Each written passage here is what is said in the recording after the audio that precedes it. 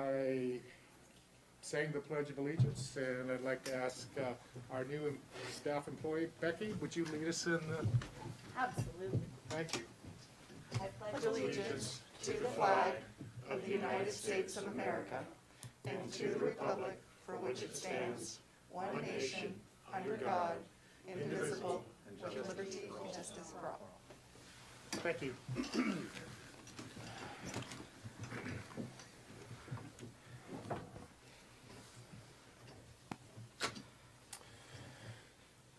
Couple of housekeeping comments this evening. We have a fairly full agenda. I'd like to think that we'll get through everything this evening, but should a item not be heard by 10 o'clock, we will then kind of turn to the commission and take a vote on whether we want to continue it or to hear it or to continue it to another date. Would you like to do a call to order? Oh, I'm sorry, I've got a call to order and I have to have roll call. Right. I'm bad. We'll do roll call. Commissioner Barbos. Here. Commissioner Bohar. Here. Commissioner McDonald. Present. Commissioner O'Neill. Here. Commissioner Wyrick. Present. Vice Chair Barnett. Here. Chair Wellender. Here. Great. We're all present and counted for. Okay. As I was saying, we hopefully will hear all the items this evening, and also for those that may or may not be aware of that, any decision that is made by the Planning Commission this evening can also be appealed, and you have 15 calendar days in order to move, take action on it or not.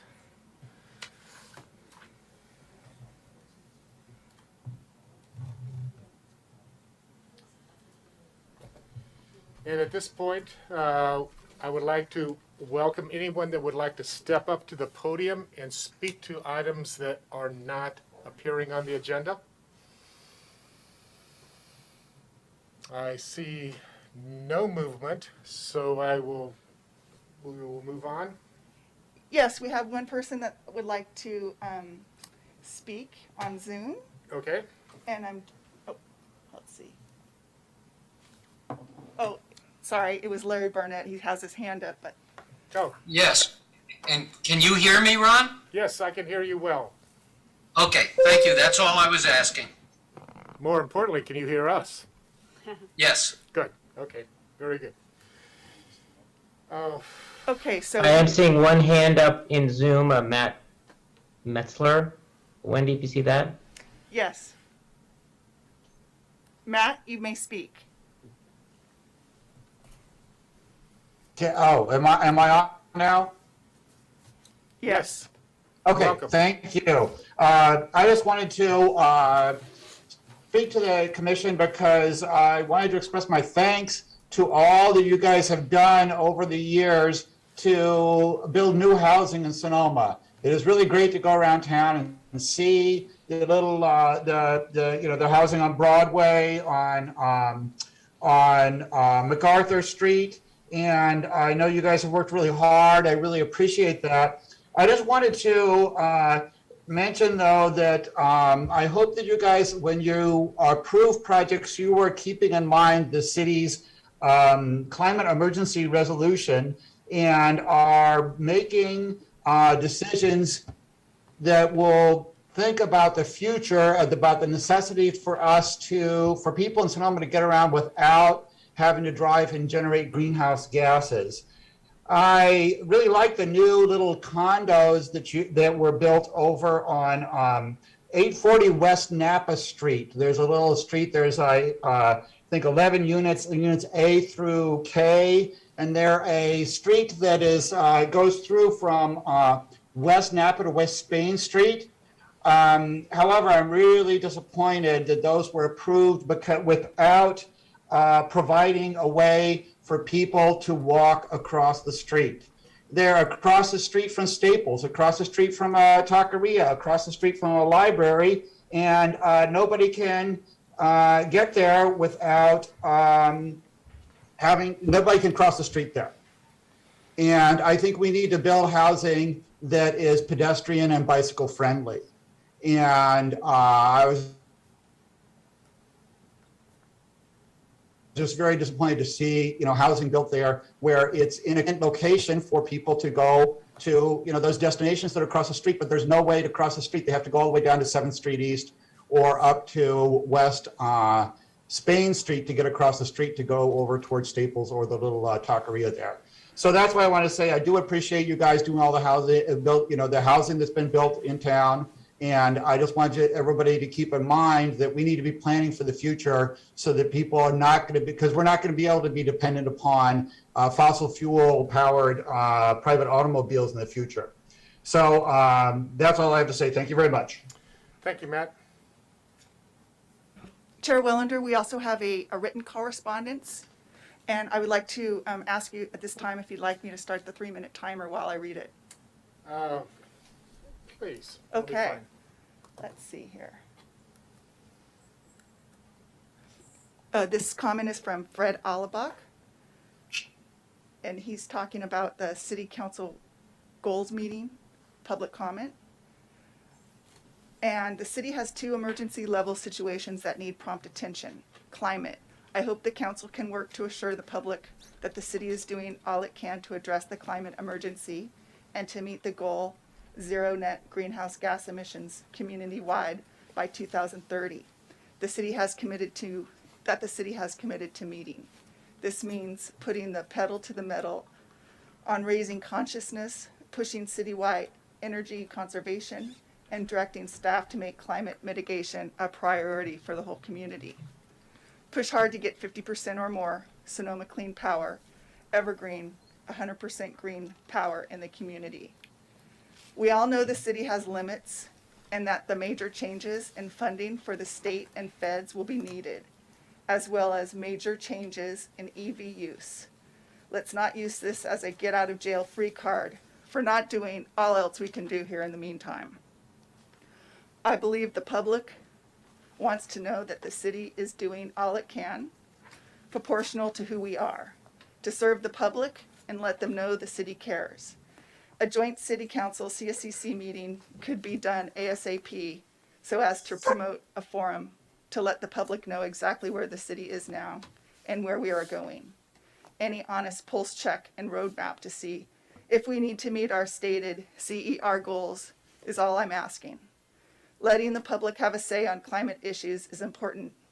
BC, it is an existential topic of very real and very serious concern.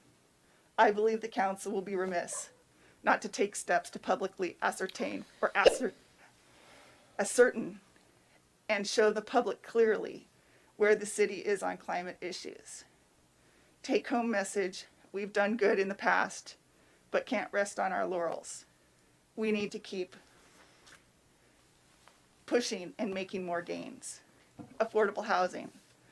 By all objective measures and merits, there is a state, Bay Area, county, and city housing emergency and an hourglass economy where the middle class is hollowed out and concentrations are accumulating at the top and bottom. The smaller percentage of people at the top can afford market rate. But Sonoma already has a surplus of that. We have a serious segregated community between the Springs and Sonoma and between the east and west sides. It's not just or right to treat this as normal. I ask that the council and the 6th cycle housing element, and that's the time. Thank you very much. Anything else regarding non-agenda items? I'm going back to Zoom to see. No one else has raised their hand. Okay, very good. Then we'll move on. Would like to have any review and acceptance of our agenda this evening, any changes. And the only one that I will state is that it has been brought to my attention that the item number, I think it's 8.4, the Malay Court will be continued. And do we need to take a motion on that?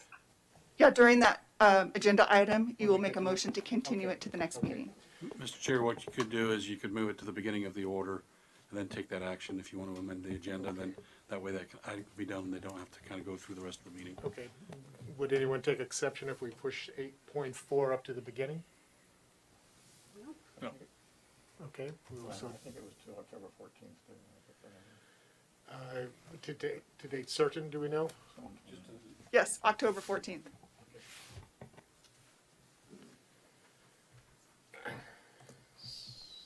So, with that, late correspondence, please. So would someone like to make a motion to change the order of the Oh. agenda? Okay, I'll make a motion to change the order to bring 8.4 forward in front of 8.1. Second. Discussion? Roll call. Commissioner Barbos, Yes. Commissioner Bohar, Yes. Commissioner McDonald, Yes. Commissioner O'Neill, Yes. Commissioner Wyrick, Yes. Vice Chair Barnett, Aye. Chair Wellender. Yes. Thank you. The motion passes unanimously. Okay. Moving on then to late correspondence. So then, all of late correspondence that has been received has been uploaded to the document center on the city's website. Thank you. I see we have nothing on the consent calendar, so we will move right into the public hearing, and we will go now with the item 8.4 that will be at the top. Okay, I'll make a motion to continue item 8.4 to the next planning commission meeting on October 14th. I'll second that. Further discussion? Okay, roll call. Commissioner Barbos, Yes. Commissioner Bohar, Aye. Commissioner McDonald, Yes. Commissioner O'Neill, Yes. Commissioner Wyrick, Aye. Vice Chair Barnett, Aye. Chair Wellender.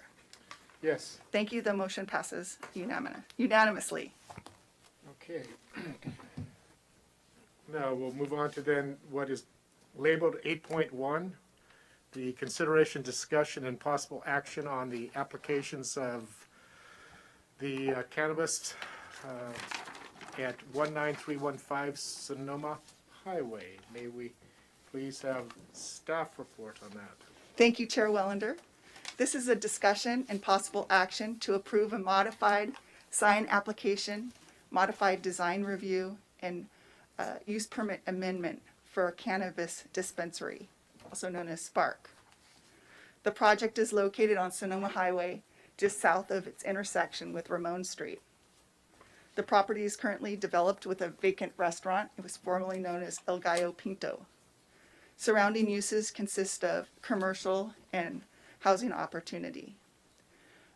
Last year, the City Council adopted a resolution that awarded a conditional certificate to Spark, which allows them to make this application before the Planning Commission. This project has been before the Design Review Commission twice and the Planning Commission once. Most recently, in August, the Design Review Commission approved or recommended the Planning Commission approve the modified sign and design review for the cannabis retail storefront. And for projects that are subject to both the Design Review Commission and Planning Commission, the project first goes before the Design Review Commission and they make a recommendation to the Planning Commission.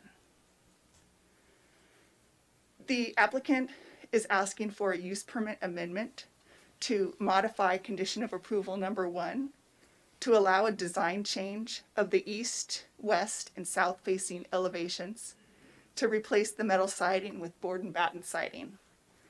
And so before you, the top picture is what was approved in May of this year, and the bottom picture is what's proposed at this time. There are certain findings this commission must make in order to approve a use permit amendment. With regard to design review, I mentioned the applicant is proposing to remove the corrugated metal wall panels and replace them with new board and batten siding. They're also proposing to remove the parapet wall and sign over the front entrance and to install a plaque at the front door with the wording, locations, and materials to be approved by the planning director in consultation with the local historic organizations. And again, this is what the proposed east-facing elevation would look like. Here is the new proposed wall sign, and the plaque would most likely be located somewhere in the general vicinity of the entrance. There are certain findings this commission must make in order to approve the design review modifications. So 2 signs are proposed: a reef-faced monument sign that was approved in May by this commission, and a new wall sign. So this is and also the address letters on the wall. The fire department requires them to be 12 inches tall, but the sign ordinance says any address letters that's over 6 inches requires review by the Design Review Commission. So that's why the address sign is before you tonight. So the sign is consistent with most of the sign requirements. It's not consistent with the aggregate sign area because the existing freestanding sign is just over 202 square feet. But a variance was approved to allow that sign back in 2011. And here are the findings the commission must make in order to approve the sign application. And this is what the new conditions of approval would look like for the project. We would be adding a statement to remove the previously approved corrugated metal wall paneling on the east, south, and north elevations and replace with new board and batten siding. Remove the parapet wall and the sign over the front entrance. Install a plaque at the front door with the wording, location, and materials to be approved by the planning director in consultation with the local historic organizations, and install a new non-illuminated 2.2 square foot wall sign on the front of the building. Wendy, if I can just make a comment, I could be wrong, I'm getting old. I think you said north side. Did you all catch that? It's actually the west side, east, south, and west. And I'll owe you lunch, Wendy, if I'm incorrect. It's There's east, no visibility on south. the north side. Right. Oh, okay. I think she said north, but again, I could be wrong. I probably did. Thank you for the correction. So with that said, staff recommends the Planning Commission approve the use permit amendment, the modified design review application, and the modified sign applications for alterations for a cannabis dispensary, subject to findings and conditions of approval. Thank you. Thank you, Wendy. Any questions for staff from the commission? I got something. I have Wendy, as we know, Patricia Cullinan made an appeal. To some of the Could you elements- please use your microphone? Oh, sure. Thank you. Patricia Cullinan made an appeal to a couple items on the commission vote, and I think they enabled David Storer to make some positive changes to it. One of them was to request to get a historic resources evaluation, which I think covered more than the subject property. I just want to know where that, I understand that was delayed for a while because it would have delayed the process of this approval. Can you tell me where the status is of that RFP? Is that going to happen soon? Well, actually, an appeal was submitted, but it was withdrawn by the applicant. Right. And so there was no formal appeal submitted to the city, so there was no requirement to really to come before the city council for review. It was my understanding that the appeal was discussed with David Storer, and they had a negotiation with the applicant. Is that not true, Mr. David? Yeah, let me speak to it, a couple of things. Before I get to the HRA, if I can recall the conversation at the commission, there was concern about the roof being as much visible as we could, and your commission was discussing the merit or demerit of the metal siding. As a result of that action taken, Patricia did file an appeal and was concerned about the local historical significance of the structure. And after consulting with her, there was an effort to prepare a modified historical resource evaluation that was prepared.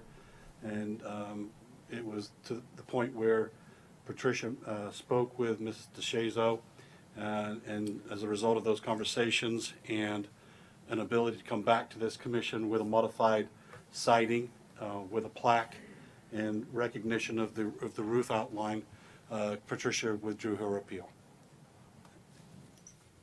So if I could, I wasn't quite sure where the historic resource evaluation was in the process. I didn't get that. It is not in the process. It's not being prepared. Oh, it's not being prepared. That is correct. They did prepare one, but it's not for our consumption because there is no appeal. And she's satisfied with the HRE, not so much in the sense that she determined that it was accurate. She still kind of, I can't really speak for her specifically, but there was concern about whether it met a local standard. The action taken by the commission was consistent with CEQA, and that's what we recommended to you at the hearing. I see. Thank you very much. Yeah, just a question, clarification. I thought that in the last planning commission meeting, we did move to remove the parapet completely. Did that not happen? Because I see that's part of this amendment.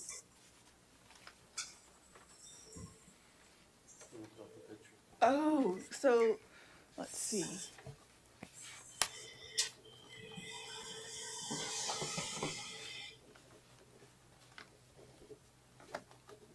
And either way, this removes it, but I just wanted to clarify that. Oh, you know what, you're right. The motion was to approve the project, removing the parapet, and you voted to not require that. But that was what was passed by the commission. So what was passed was to remove the parapet? Yes. Okay. All right, so we can keep that in here if we want, but it just seems kind of redundant. You're right, it does. Sorry about that confusion. Any other questions? Anybody on Zoom that has questions for staff? Larry, Steve? I'm checking to see if there are any written comments. Okay. Or perhaps we should let the applicant speak. So with that, with no more comments or questions from the commission, I'd like to open it up to the public and would like to invite the applicant to come forward if he or she is here.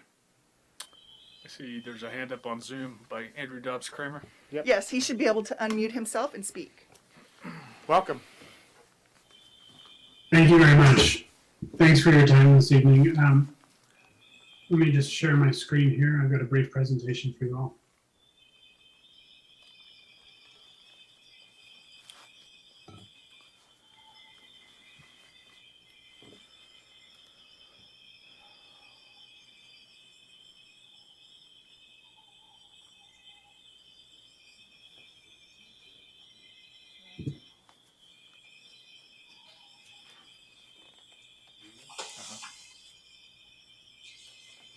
All right, are you able to see my screen now? Yes, thank you. Great. Well, first of all, thank you all commissioners for your time and consideration this evening, and thanks as well to city staff who've been super helpful as we move through this process. Not exactly a straight line through the process, but staff has been incredibly helpful, and we're pleased to be here again before you tonight. And this presentation may look a little familiar as we came before you with this same project in May. And you know, as commissioners correctly recalled, we did agree at that time to remove the parapet wall and make some other concessions. That said, after the hearing, we heard the concerns of the community, and we were looking to find a way to collaboratively work to address those and bring forth a proposal that's a little bit more palatable and a little more subtle. And so that's what we're here to do tonight. So as you likely know, we're a local company. We're based in Santa Rosa, and our farm is in Glen Ellen. As a Sonoma County-based company, we really pride ourselves on working with our neighbors and the communities we serve. So when we did hear the concerns, it was imperative to us that we address those and find a way forward that worked for everybody. So in this case, that meant toning it down as far as the exterior somewhat. And we believe that the new proposal that we've got here tonight addresses the concerns that we heard about that proposed metal siding and the signage, while it still retains the overall aesthetic that we are going for and one similar to what we initially proposed. So as you can see from this very crowded, oops, there it goes. As you can see from this very crowded timeline, we've been working diligently since the beginning of 2020 to bring Spark to Sonoma. And I just want to take another moment here to thank planning and also the building departments for their help and the accommodation they've provided with this somewhat non-traditional process. You can see we've had a number of different permits filed, including the demo permit that's already been issued, and work has begun on that. So we've really done everything we can to move this forward and separate the interior, which has been approved, from this exterior, which is before you this evening, so that we can move forward with everything possible and really bring Spark to Sonoma as quickly as humanly possible. So on this slide, you can see a rendering of the updated exterior proposal. As I said, a little bit more muted, a little toned down. And you can also see a photo of the building in its current state. So as Wendy described, instead of the previously approved metal siding, we're now proposing board and batten for the upper part and retaining the wainscot below. The board and batten is a reference to the historical vernacular architecture of Sonoma. And we believe the wainscot line sort of provides a reference to the former wraparound porch on this building, sort of where the porch rail would have been. So, you know, our architect, we think, has done a really great job of incorporating a few of those callback elements while still retaining the aesthetic and the look we initially set out to bring to Sonoma. So we've also updated, our proposal for the color splash. As you can see, it's no longer on the parapet. The parapet's gone altogether, and it's here on the entryway porch instead, so that as folks walk in, they can still get a sense of, you know, the aesthetic and the branding that they're walking into, but it's not quite as blatant on the street there. We've also, you know, relocated the small building or business identification sign to that area, so folks know they have indeed found the right building and they're walking into the right place, rather than just relying on that monument sign. But these are both much scaled down from what we initially proposed, and you know, we hope they're in a place that's more amenable to everybody. And as Wendy mentioned, the other new element of this proposal is the address lettering. You can see it prominently displayed here on the rendering. It's fire code requires it to be over 6 inches, and I believe that the city sign ordinance requires a review of that. So that's why we're here tonight. And then finally, we've updated the proposed hours of operation based on the commission's previous direction.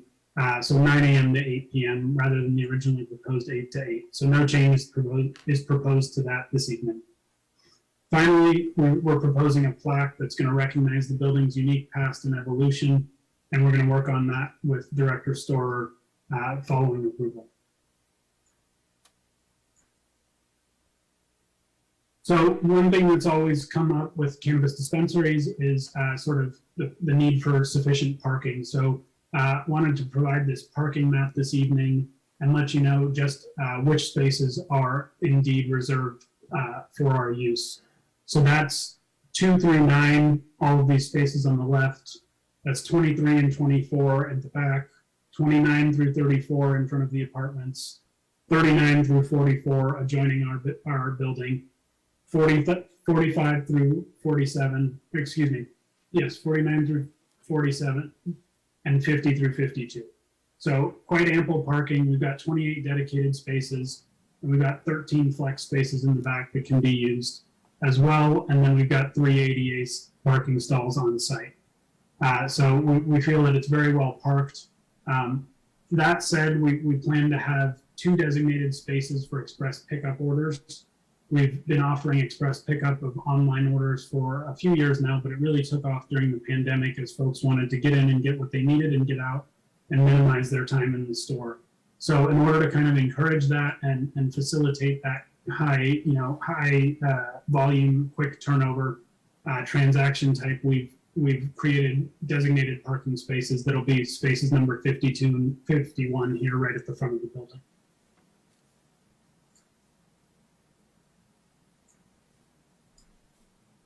So as we previously discussed the last time around, we take security very seriously and place the utmost importance on it. So all of our facilities maintain a state-of-the-art security system that includes a top-down feature cameras, motion detectors, all of the above to ensure that everything is safe at all times. We also have safety hosts who patrol the property. And per the commission's direction, in May, the safety hosts will also do routine patrols of the immediate surroundings to ensure there's no loitering or any type of nuisance impact from our use. We also mentioned this before, but I think it's worth mentioning again that we've secured a normal banking relationship with an FDIC insured bank, which is incredibly rare in our industry and affords us regularly scheduled cash pickup, which will minimize the cash on hand at any point. We've also pioneered an e-payment platform we call SparkPay, which is similar to Venmo and allows customers to pay for their orders using bank accounts via ACH rather than cash. So all efforts to increase operational security and decrease cash on hand. So as you saw in the timeline, rather, the next steps are for the interior building permits to be issued. The demolition, as I referred to inside, has already been completed. So as soon as we receive our building permit for the tenant improvements on the interior, that will proceed with that work. The exterior building permit is going to be submitted, assuming we're approved here tonight, following the close of the appeal period. And as soon as we get that, we'll be off and running with the exterior. But in the meantime, we wanted to get going on the interior because it's quite a project. If you saw the photos in the IT, there was a lot of work to be done. So we've gotten underway on that with permits in hand, and we're looking forward to getting building and getting this thing open. So we're really looking forward to serving the people of Sonoma and the surroundings, and appreciate your time tonight and your consideration of our request just to modify the exterior and tone it down a little. And more than happy to answer any questions you may have. Thank you, Andrew. Any questions for the applicant from the commission? Seeing none, I'd like to then turn and open it up to the public if anyone wishes to step forward and speak to this particular project.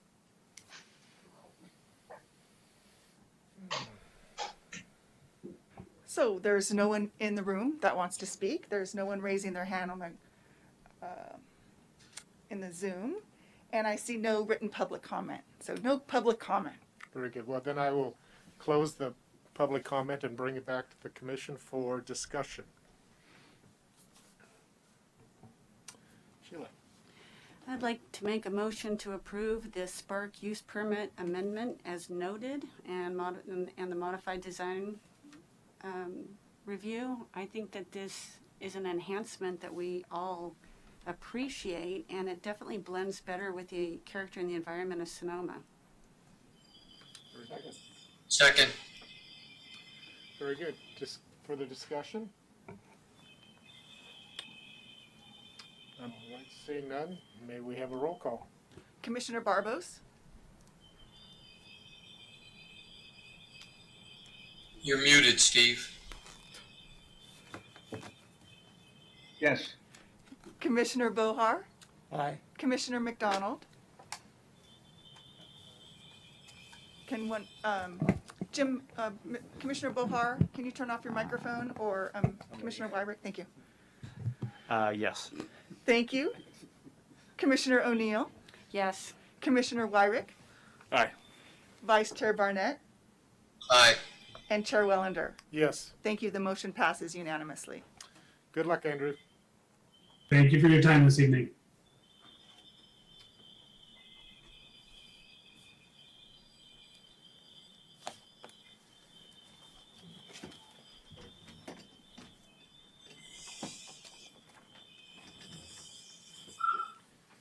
All right, moving on then to agenda item number 8.2. This is consideration and discussion, possible action to adopt a use permit for a new restaurant at 201 West Napa Street. Before you continue, I'd like to recuse myself because of proximity. Oh, thank you. So we're down to 6. So with that, could I please have staff report? Absolutely. Can everyone hear me? Yes. Yes. First of all, I would just like to say thank you so much for everyone's patience and flexibility this evening. I am home with a sick 7-year-old, and you know, with these COVID days, it just felt like the right thing to do to stay away from everyone. So thank you. Well, hopefully this next project I know is going to be very welcome to the 12-year-olds in my household. We have a use permit for a restaurant at 201 West Napa Street in Suite 27. It used to be a nail salon. This is in the Sonoma Marketplace Shopping Center, where there are other stores such as Whole Foods and CVS. The project site is 4.4 acres and is a single-story commercial shopping center. There are 455 parking spaces. Surrounding land uses are primarily commercial with some residential development to the west. The restaurant proposes, requires a use permit to serve bubble boba tea, which would be sold for off-premise consumption only. There are no tables proposed with this application. This is approximately 610 square feet of existing tenant space that would be improved through building permits only. There's no expansions to the existing building or exterior modifications. And as a result, no design review is required. The restaurant will be staffed with approximately 5 employees. It might go up and down a little bit depending on seasonal demand and, you know, school getting out, things like that. The proposed hours of operation would be Monday through Sunday, 11 to 9 p.m. And here over on the little, I don't know if you can see with the yellow, it says Sweet Straw. It's just west of CVS, between CVS and McCullis. And they're proposing to have a pretty small entryway. This is on the left side of your screen at the moment, service area. And the majority would really be limited to employees only and storage. Pretty small footprint. They included a wonderful menu for consideration. No design review. And we have our general use permit findings of approval. You might note that in the staff report and conditions of approval, based on the size of the space and the prior retail use, they would be grandfathered in 2 parking spaces. They are not proposing any at the time, but the condition of approval allows some flexibility in case they do change their mind and wouldn't need to come back to have those grandfathered spaces. Are there any questions?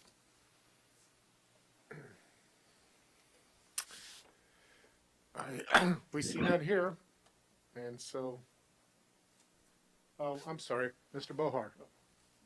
Was somebody having? No, go. It looks pretty straightforward. Can you please use your It's microphone? pretty straightforward to me, and I think it'd be an addition to the shopping center. I could certainly support this. Well, with that in mind, it was questions to staff. Do we have any questions regarding staff's report? And if No, not, sorry. I want to give the applicant an opportunity to come forward, open it up. So if the applicant is here, would like to step forward and identify yourself and Actually, not the applicant. I'm Bennett Martin from Strata Architects and Planners. She unfortunately couldn't be here tonight. Is that microphone on? Yes, you really need to get up and close Okay. and personal with the microphone.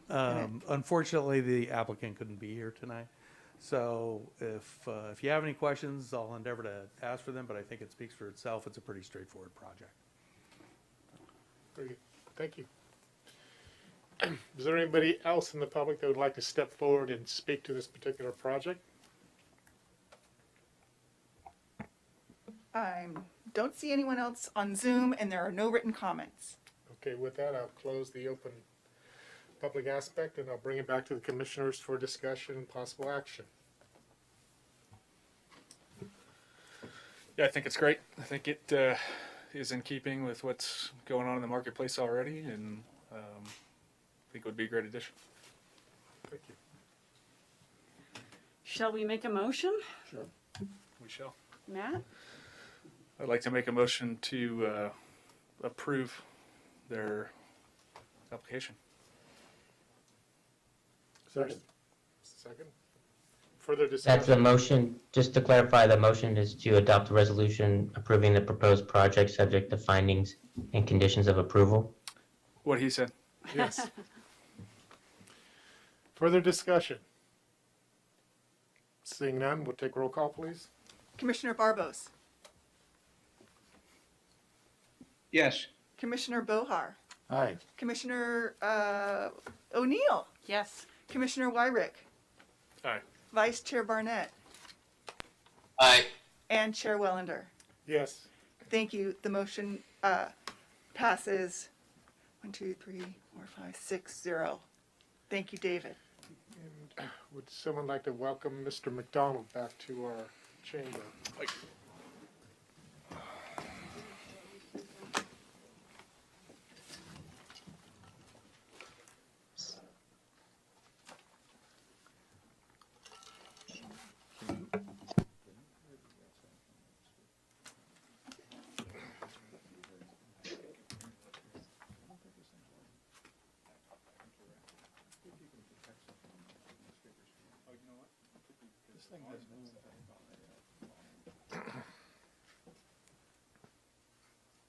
Testing. Can you hear me?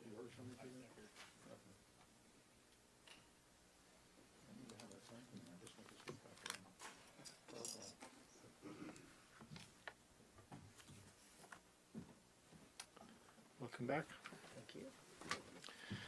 Okay, moving along to agenda item 8.3, and this is a discussion, consideration, and possible action to approve a use permit, design review, and merger application of Sweetwater Spectrum. And with that, may I have the staff report? Absolutely.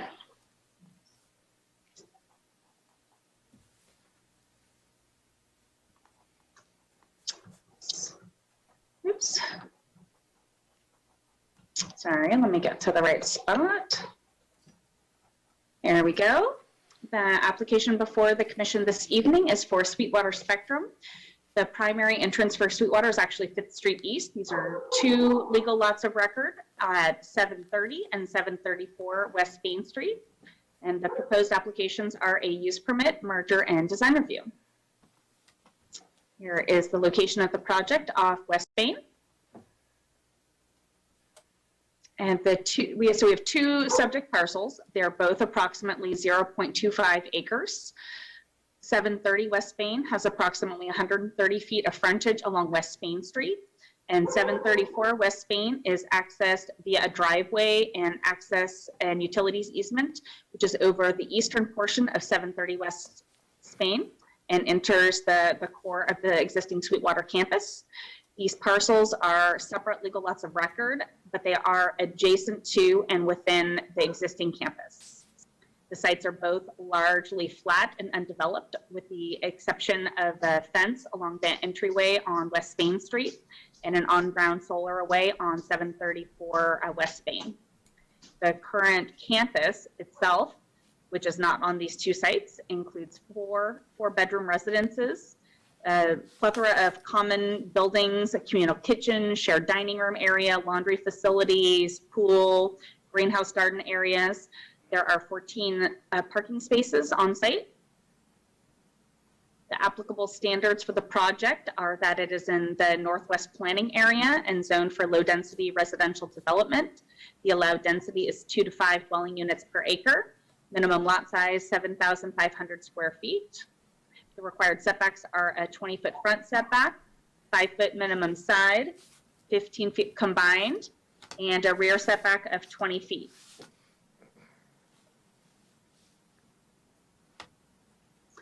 The proposed project would be an expansion of Sweetwater Spectrum to accommodate, so currently it supports 16 adults, and the expansion would allow 4 additional residents at the facility. It includes the merger of 2 parcels and then the subsequent construction of a 3,194 square foot duplex that would add 4 bedrooms total, 2 bedrooms in each side of the duplex. The merger would move the two parcels together, and the duplex would be somewhat in the center of where the common property line is now, and would provide ample open space around the duplex and provide privacy from West Main Street and the neighbors on the adjacent lane as well. There currently, staffing at Sweetwater is a mix of Sweetwater staff, that run the day-to-day operations, and their support, the residents are supported through the Lifehouse agency, and as the needs for each resident varies greatly, and this gives a lot of flexibility. So there are currently 10 to 12 staff members that provide direct support. It's anticipated that in order to support the 4 additional residents, there would be approximately 2 additional staff members. But again, it really depends on the individual needs of the residents. Here is the site plan. Residents being right in the middle and straddling the existing property line. Here's the proposed colors and materials.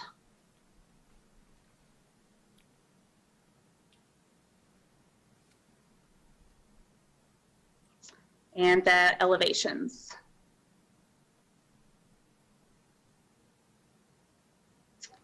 Very subtle lighting, just some minimal lighting for safety. And we have the use permit findings of approval. The project went before design review in August and received unanimous support. And that is the end of my presentation. Are there questions? Questions for staff? I have 2 questions. Yes, Bob? One of the questions is that we're going to be adding housing to the site, and I was hopeful that we would be able to use the housing and count towards our housing goals for the city. Would that be something that we'd be able to do?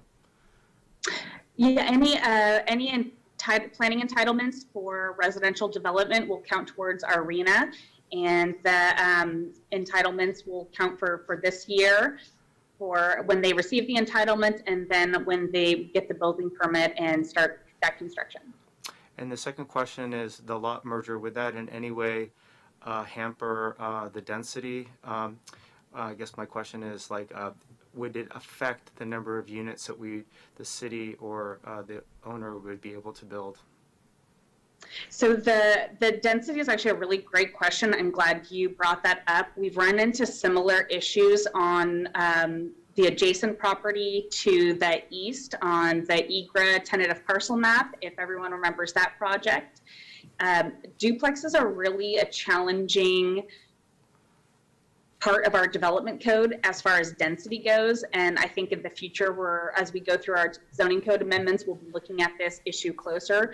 Part of the reason that they did have to do the merger is because of the density, the maximum allowed density in this low density residential zoning district.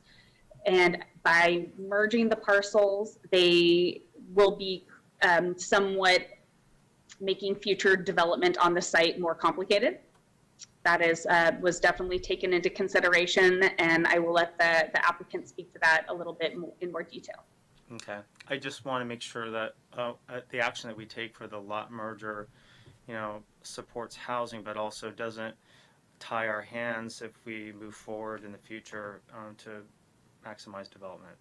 Thank you. Yeah, from the staff perspective, I can just comment that we have had this discussion with the applicant many times, and this is the project that's before the commission this evening, and I'll let them chime in as well. Thank you. Yes, Sheila. Christina, I was trying to understand the construction of the duplexes. 4 bedrooms, 3,194 square feet, and this is kind of an assisted living facility. So what's in those buildings besides bedrooms? Or are those just really large bedrooms? There's both, well, both of them are full residences. So there's kitchens, bathrooms, and let me see if I can pull up the floor plan for you.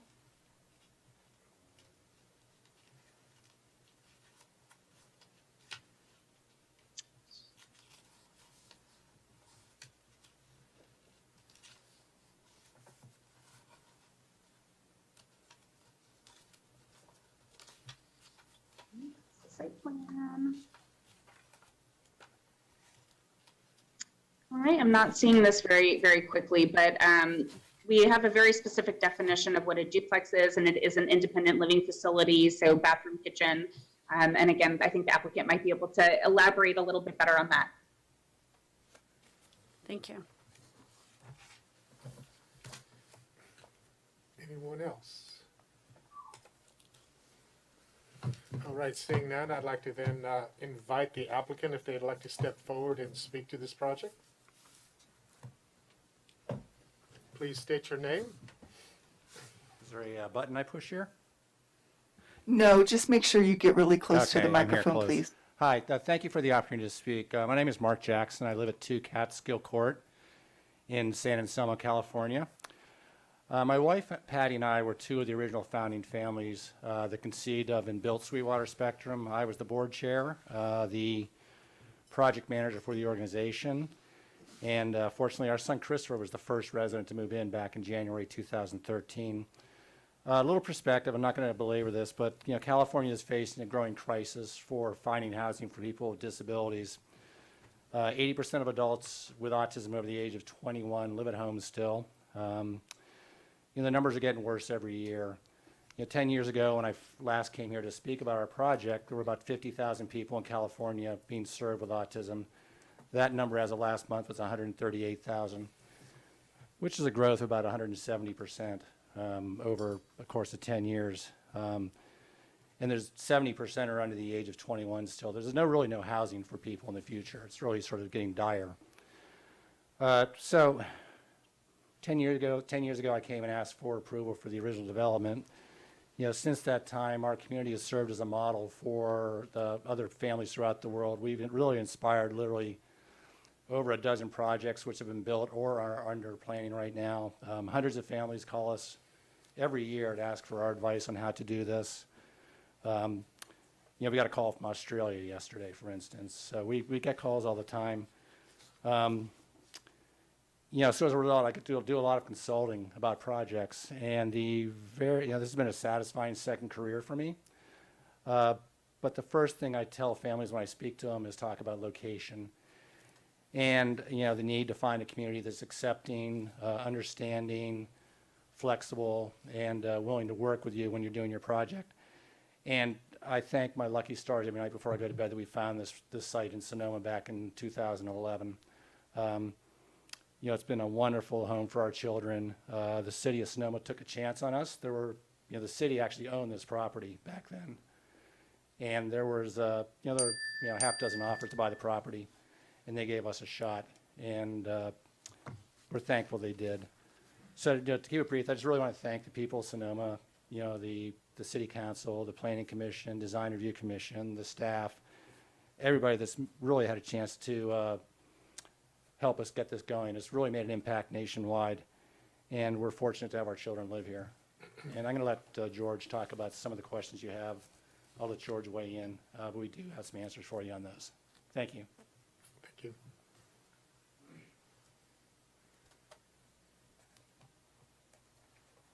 Thank you. Good evening. My name is George Bevan, Bevan Associates. We're the architecture firm for the project. Thank you to city staff, planning staff for the support so far and getting us to this point. As Mark, described, it's been really satisfying and experience to design such a extension of a great campus. A little intimidating because it's so successful and all these eyes are on us, but we interviewed in the design, residences, board members, what's working, what's not, life cycle costs, material choices, all that's baked into this proposal right now. As far as the specific design of the duplex, why the duplex, I can get into that with any questions. Obviously, just for budget and efficiency, we wanted to provide a pretty nice, private home feeling. We were trying to avoid not an institutional feel, but more of, hey, welcome home, and nice warm materials, and it looked like a house. Although it's a duplex, we didn't want to look like a duplex. There's some subtle changes in the entries, and anyway, I'm available for questions. Can you talk to us a little bit about the layout and how that square footage is used? Oh yeah, okay, great. So you'll find actually in the operating description in the packet, So not only there's residents, there's 4 residences, right? All en suite, living room, kitchen. There's also, during the day, there's 4 staff, so to speak. These are employed by Lifehouse. It's a third party that comes and supports these guys during the day. And forgive me, it's during the day. It's basically an 8 to 4 kind of thing. And then around 8 o'clock, residences kind of do their own thing and it quiets down. So those sort of secondary rooms, non-bedrooms, provide a desk, maybe a little space for sleeping or nap if there's some turnover or overlap within that day. It was a sort of a consideration, and we're trying to squeeze as much as we can in it's 3,000 square feet, which I grew up in far less. But anyway, so that's the reason for the additional square footage. The reason I noticed there's the question about kitchens, I think, and maybe planning staff can correct me. My understanding on the kitchen count, so to speak, is a duplex could have 1 shared kitchen. And so you can imagine, managing both kitchens with 4 residences, or each should have, there's a shared opening wall and, supplying that kitchen and things like that for the residences. And so I think planning allowed 1 kitchen for a duplex technically, but building potentially for a duplex requires 2 kitchens. I think there's a definition there between planning and building. So I'm not sure if planning can, elaborate on that. But as far as the lot, can I speak to the lot question, I think? The combining of the lots. So there's 4 available, just to pan out, there's 4 available lots, basically. Sort of the developed campus, so to speak, with the residences and the existing sleeping quarters and duplexes and things like that. Let's say it would be the north west lot towards the back has a nice barn, shop, things like that on it, greenhouse. The next lot over, they're all equal, so they're all 1/4 acre lots. And that one has a solar array on it. And then our two subject lots that we're merging will have the duplex on it. And so we were tossing this back and forth for not a resale, but a value standpoint as an owner of Sweetwater. Do you want to give up this lot? It became, hey, let's merge these things, give the duplex ample room, nice landscaping around it, open space, indoor, outdoor. And then if we, for future, it's not in the cards right now, but there's an array and a barn. So it's pretty mild as far as the impact on what's remaining. That's good or bad. Thank you. Yeah, thank you.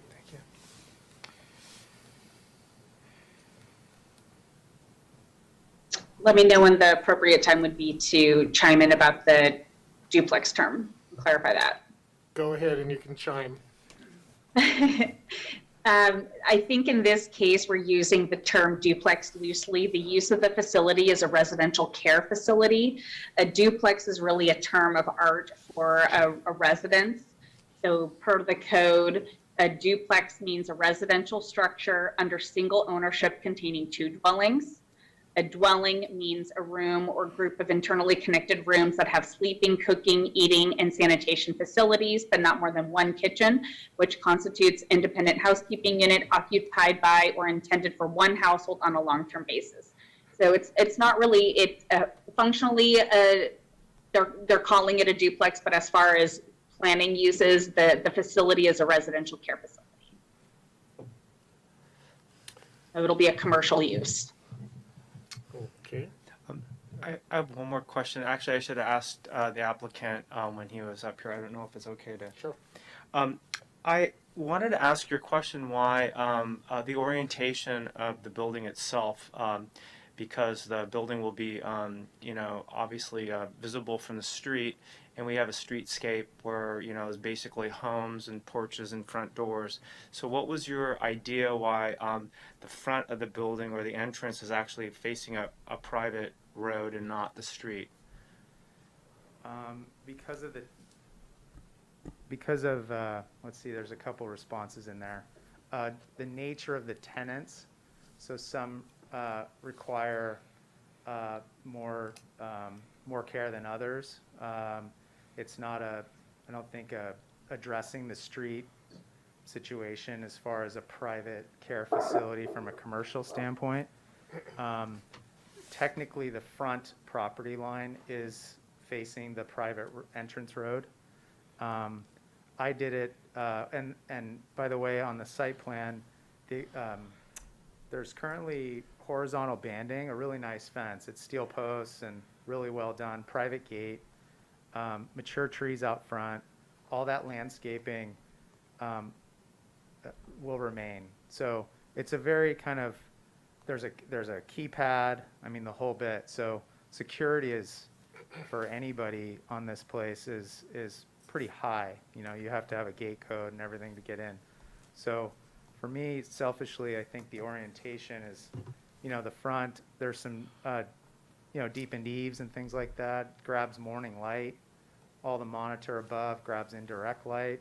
And then there's a rear facing the west with a greater deepened covered porch just for the late afternoon exposure.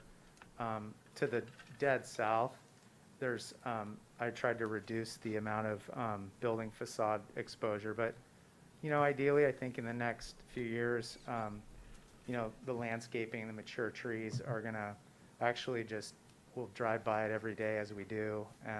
The visual impact on the street, it never was sort of a program element to address sidewalk and things like that. So just for clarification for the commission and for me, the south elevation is the one that would be facing the street. Correct. Okay, thank you.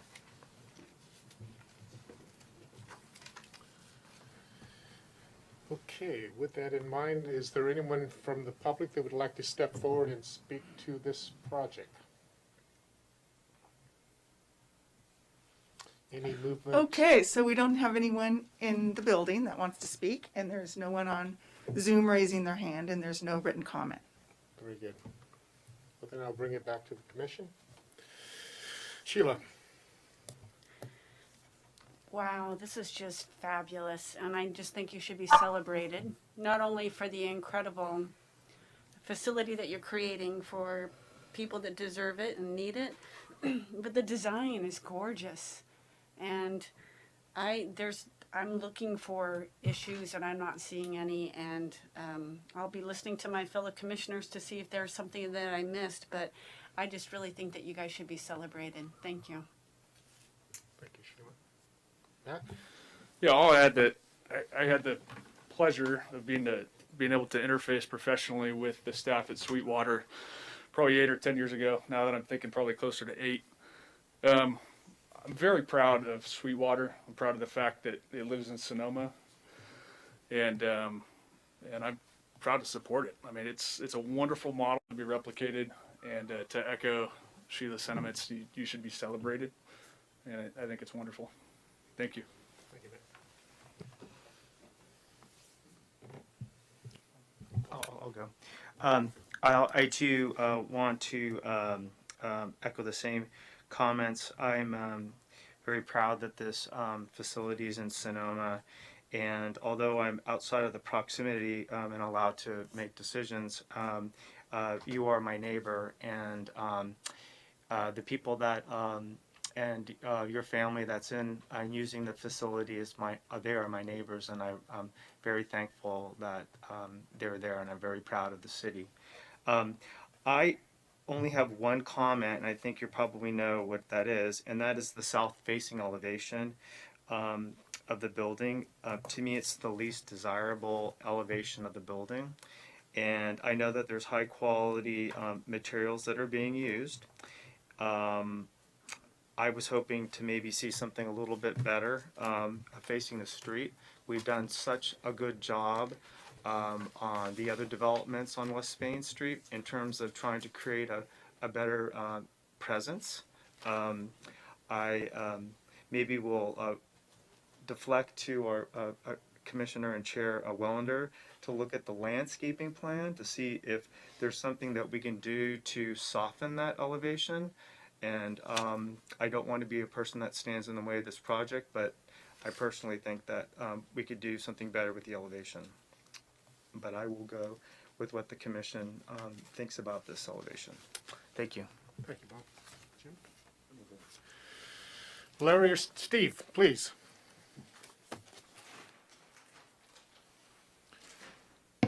Hello, me? Yes, Steve, please. Yeah. Well, I just want to echo what Sheila and Matt said. You know, we're lucky to have this facility in our community. They've done a fantastic job to date, and I think this project is really good looking. And I don't think we need to worry, in answer to Bob's concern, about trying to orient it like an ordinary residence would be. It's not an ordinary residence, it's a group home, and it's with a bunch of other group homes, and it's important that they orient toward each other and not toward Spain Street. So I think it's wonderful, and I think Mr. Blevins is to be complimented on the design. It's really outstanding. I hope you make some duplexes or design some duplexes for other places in Sonoma that look as good as these. Thank you, Steve. Larry? Thank you, Chair. I will echo the comments of my fellow commission members and just add that the land that the city ended up having to sell for this project was part and parcel of an effort that was made when we still had a redevelopment agency and funding was coming in that allowed us to land bank parcels in Sonoma without knowing exactly how they would end up being used, but knowing that in a competitive commercial market, that unless the city was a player, that the parcels that would be available for development would likely disappear into the hands of commercial market rate developers. So this is an example, in part, of what it means when the city can accumulate funding in its Affordable Housing Trust Fund, which I hope over time will accumulate enough money for the city to get back into the land banking activity and actively purchasing parcels for the future, which you can trade, as happened in this particular property, or donate or use or sell for different kinds of projects. And I think what we're all proud of here is a direct result of the land having been available. And I just didn't want to let this pass without making note of why that was. So I will certainly approve and be in favor of this. I would agree with Steve Barbos's most recent comment that because of the nature of the residents of this facility, it needs to be very secure. And it's not exactly the same kind of situation as a single family home where people are coming, going at will. This is a much more carefully controlled environment by necessity so that the residents are safe. And the fact that the front of the residence isn't facing on Spain Street doesn't particularly bother me in this case. Thank you. Thank you, Larry. Mr. Chair, if I can just address Commissioner McDonald's issues and just give you my thoughts about articulation and massing and things of that nature. All sexy stuff when it comes to planning stuff. But if you look at if you have the large set of plans, maybe you don't have them available, you can see that the architect and the designers have taken what would otherwise be I will call it an unarticulated plane on that south elevation, and there is a pop out you can see there with a couple of windows, and so that does break it up. The only thing I could see that you would do to kind of give it a little bit of an appeal from the main street, which I think is what Commissioner McDonald's talking about, is if you add a different color. What I can't tell, and perhaps we can have the applicant address, the color set that I have here, I'm not able to tell whether the color on the west elevation is the same paint color because of how these colors print out on paper and the like. And I haven't read the color descriptions, but that would be one option, would be to change the colors on that one elevation a little bit to provide variety. I can't really see how you can do more articulation other than maybe putting another material on there or doing something, or a reveal line. It is stucco, maybe you put a reveal line or two there. That seems a little bit excessive, but at the same time, I think you can accomplish some immediate screening up to the windows. You could perhaps put more mature landscaping in at the outset so that you're not looking at 1 gallon plants, you may be looking at 5s or something larger than that. That may or may not address Commissioner McDonald's concerns. But again, I'll defer to the applicant if they've got some ideas on the colors, because they look different to my eyes right now as I'm looking, but they may be the same, I'm not sure. Could I just interject? I only brought this up because I thought we could maybe do something a little bit better to soften the elevation. I don't want to give anybody the impression that I wanted to reorient the building. I totally agree with all of my other commissioners that this is an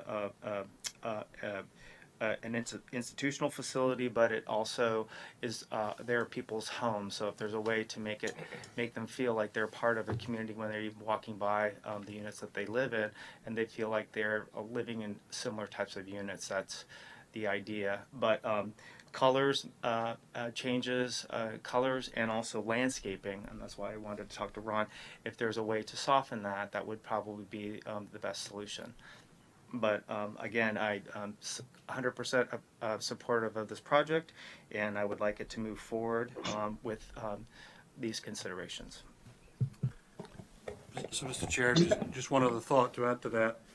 I haven't seen the landscape plan, but clearly you could put some trees in between those windows, and some taller shrubs, I think, or bushes that would do, I think. Yeah, and if I can interject, the applicant has included a conceptual landscape plan, but there's also a condition of approval requiring that the landscape plan meet the City of Sonoma requirements, and that would require future design review. So this would be a wonderful time for the commissioners to give the applicant some direction on what kind of additional screening and landscaping they might want to see in the final plan. Maybe I'm wrong here, but isn't the horizontal board fencing extending across the whole of Spain Street there? So what we're talking about isn't even visible? Yeah. Or slightly visible? Through the chair, are you willing to open the public hearing again? Yes, All I right. I think you're right. I don't have the height of the fence right now. I'm making this up. I think it's about 9 feet. So you have a 9-foot horizontal banded fence about, I think, 22 feet from the sidewalk. So it's essentially from me to you, 9 feet tall. And then, how old are those trees?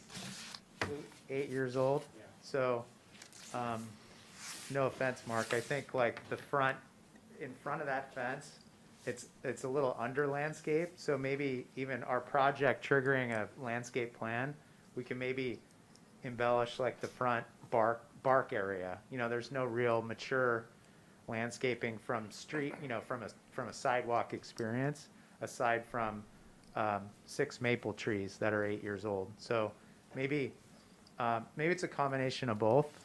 We can look at working with the landscape architect to provide more along the street frontage, so it's a more pleasant experience.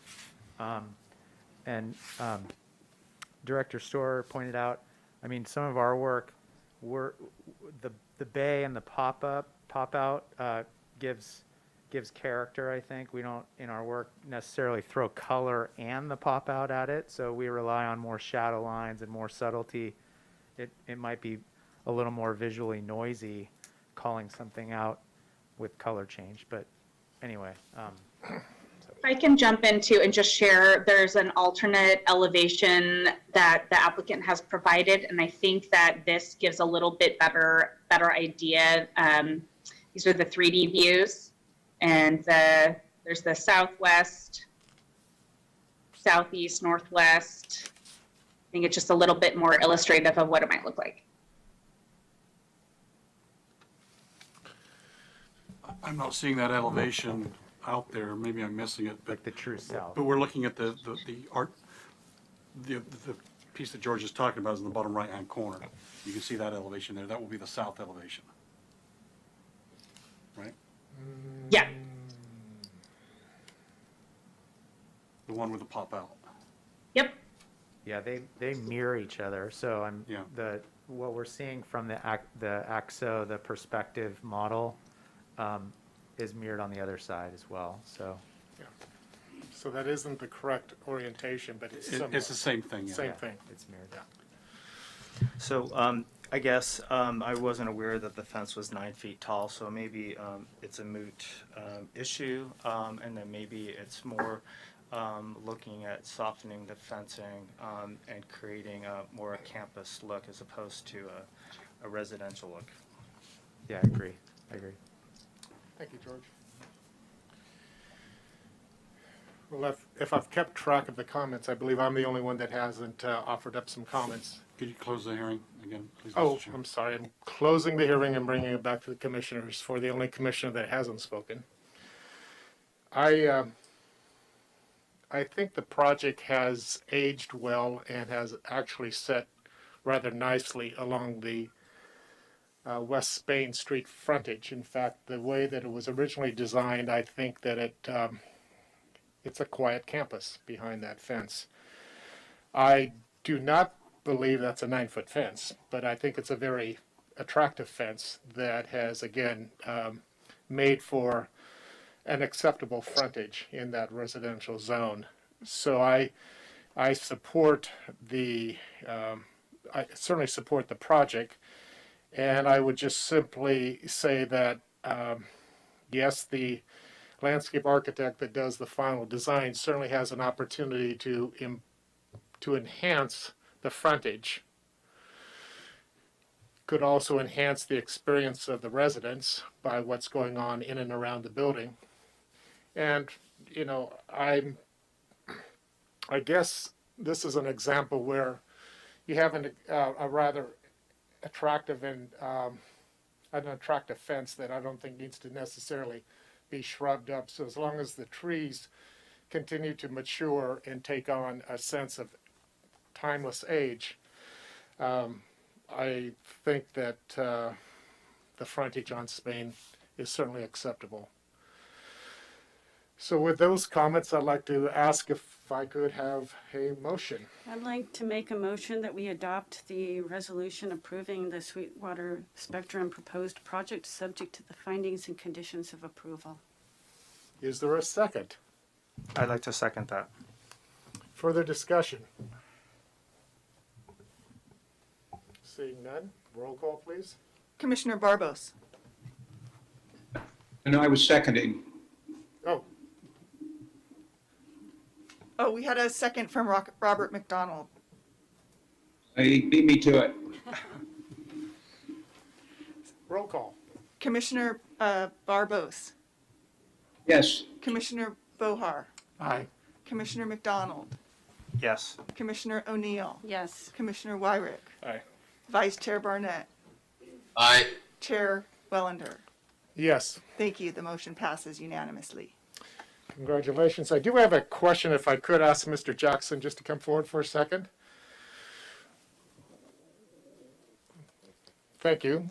With the great demand that there is throughout our state, where is the sweet spot for density on a project like this campus? Because it seems like It's a good question. I mean, we're a little unique in our density being extremely low. Mhm. We originally envisioned our kids being like gentlemen farmers and being out in West Petaluma and farming and milking cows and stuff like that, but that didn't come to pass. And we're glad it didn't, actually. It's all over the map. I mean, some of the projects which are considered more affordable housing are using tax credits. There's one out in Pleasanton. That's 3 stories, 30 units an acre. I mean, it's a different animal. I just went down and visited a sister project in Santa Cruz that opened, And they're like us. They have a 7-acre parcel and they have 9 homes on it with a big farm. So it's sort of all over the map. I mean, people are trying to solve the issue because it's not simple.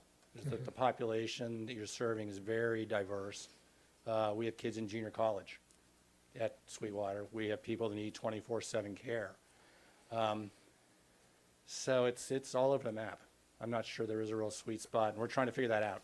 And when we get people calling, for-profit developers calling us every day saying, how can we make a business out of this? And it's a conundrum. Okay. It's very family-driven by families that sense a need for their children, and in our case, we are fortunate to be able to serve a larger population than just our kids. So we're lucky. But Great. Again, thank you. Thank you.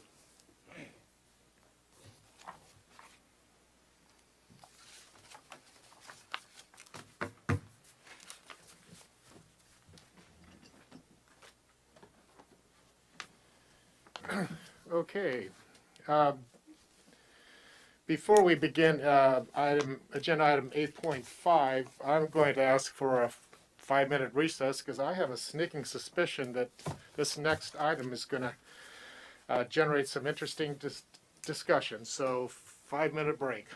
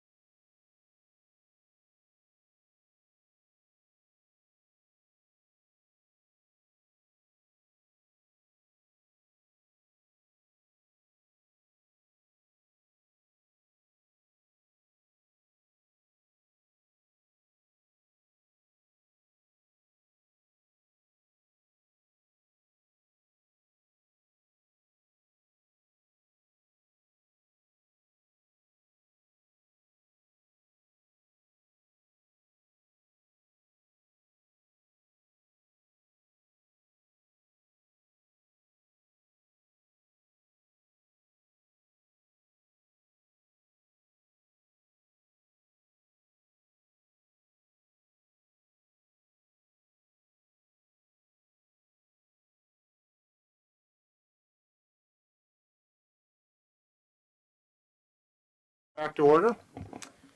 And with that, we are now moving on to agenda item 8.5. And this is discussion, consideration, and possible action to approve use permit, design review, and sign permit for a new restaurant, microbrewery, and a two-bedroom residence at 899 Broadway. So at this point, I'd like to ask for the staff report, please. Thank you, and thank you for the break. The sick child is in bed. How's that for multitasking?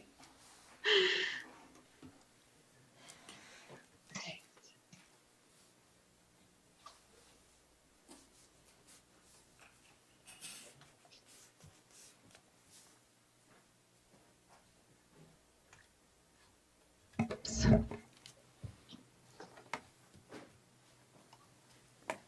All right, give me a second to go back.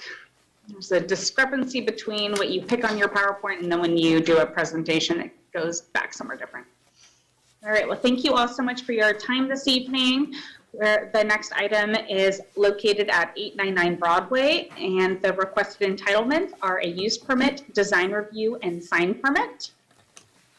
The project site is located on the northwestern corner of East MacArthur, West MacArthur, and Broadway, the kitty corner to MacArthur Place. The property is it's a very interesting property. It's very long and narrow. The frontage is on Broadway, but the primary distance is actually, the primary frontage as far as distance goes is West MacArthur. And so it has a Broadway on the eastern side, West MacArthur to the south, and then First Street West to the west. It's currently developed with a small service station. The service station itself was constructed in approximately 1961 based on the historic resource evaluation submitted for the gas station. The project site has been a gas station since approximately 1920. Adjacent land uses to the north are residential, which is zoned mixed use. To the south is commercial development, zoned mixed use. To the east, commercial use, zoned mixed use. To the west, residential, and the zoning is medium density residential. There's some photos of the portion of the project site that is being proposed for development this evening. The building that is being proposed for demolition was identified in the historic resource evaluation as not being historic, while the gas station itself was. You may remember that there used to be a canopy that was taken down a few years ago, and that was also not a potentially historic resource as well. The project is located in the Broadway corridor and is zoned mixed use. The maximum density is 20 units per acre. Required setbacks are 15 feet for the front, 5-foot side with a 15-foot combined, and a 20-foot rear setback. And so for this project, it's a little odd because the front setback on Broadway and the rear setback is First Street West. So that 20-foot setback is on First Street West, which feels a little bit different because of the orientation of the proposed residence and restaurant. So the proposed project entails the demolition of an existing 2,250 square foot detached accessory structure and site preparation to support the project. The applicant proposes, and I have to apologize, we had lots of, there is definitely confusion between the staff report and the project plans. The applicant and I had many rounds of back and forth. So I'm noticing now already between design review and now there is a discrepancy. So the prior version of the project had 8 on-site parking spaces.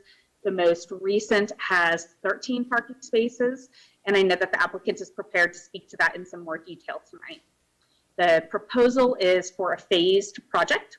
The first phase would entail site development, demolishing the existing structures, constructing a shade canopy along the northern property line, and operating a food truck restaurant. It would be a quick service restaurant. And then phase 2, which would take a little bit longer, would be the construction of a restaurant brewery, as well as an attached single-family residence. There's the proposed site plan.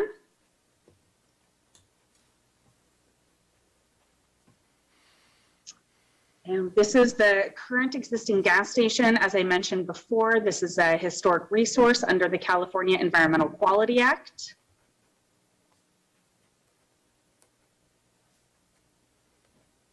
Elevations of the existing building. Here's the proposed south elevation and north elevation. This project has already been through 2 rounds of design review.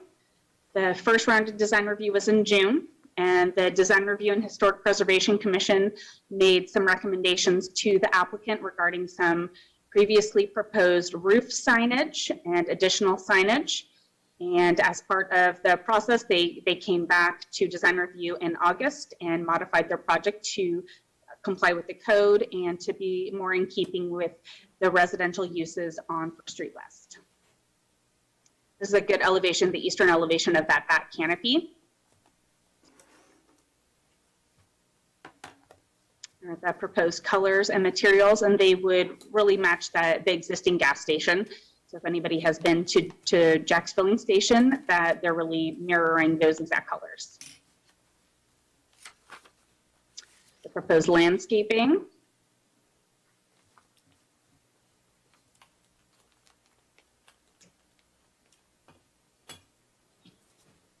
And at the existing site, there is existing signage for the filling station and very minimal for Broadway Hardware, which is the proposed name for the restaurant. So we have 6 proposed round signs that would be between, the large sign would be 12.5 square feet and the smaller ones would all be 5 square feet. Oops.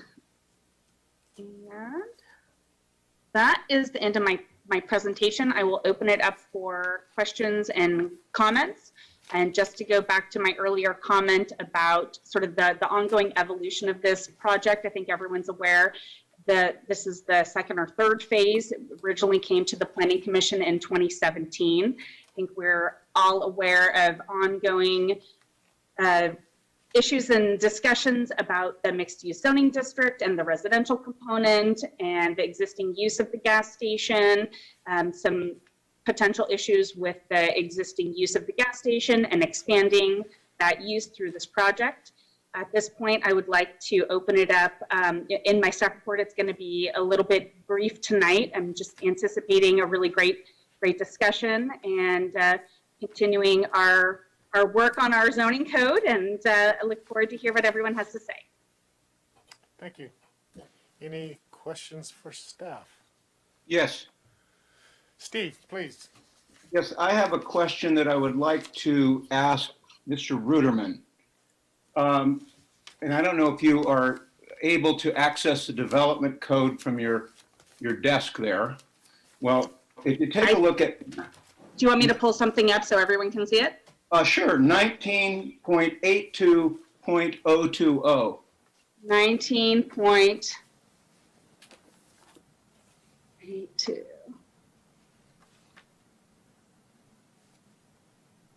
There we go.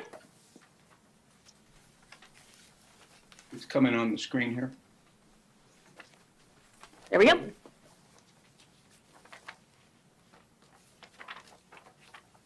Okay.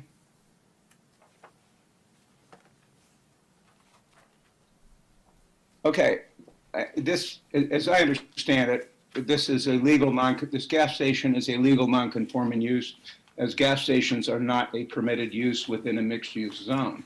So if we look at this code section under capital A, number 1, the use shall not be enlarged, increased, or extended to occupy a greater floor area or portion of the site than it is lawfully occupied. Additional, and down below, number 2, additional uses shall not be allowed unless the non-conforming use is first discontinued and any replacement use complies with all applicable provisions of the development code. So my question is, I can't not put on my lawyer hat that I found hidden under my desk here. And, and why are we even looking at this? This is an enlargement of, this is in clear violation of this code section, subdivision A2. We're talking about other uses of a property that has illegal non-conforming use, and we simply are not allowed to do this. Yeah, and if I can jump in before Dave Rudderman comments on that as the staff member that was processing this. I've been at the city for 3 years. I wasn't around when these code amendments were proposed. So as a staff member, what I do is first thing I look at the zoning, and then I look at the allowed uses table. And so when you go to the allowed uses table, our tables in general need to be updated. They are very unclear. Can you see the table 2.3? Yes. So when I go through 2.3, and for those of you who aren't familiar with our code, so P is a use that is permitted without a use permit.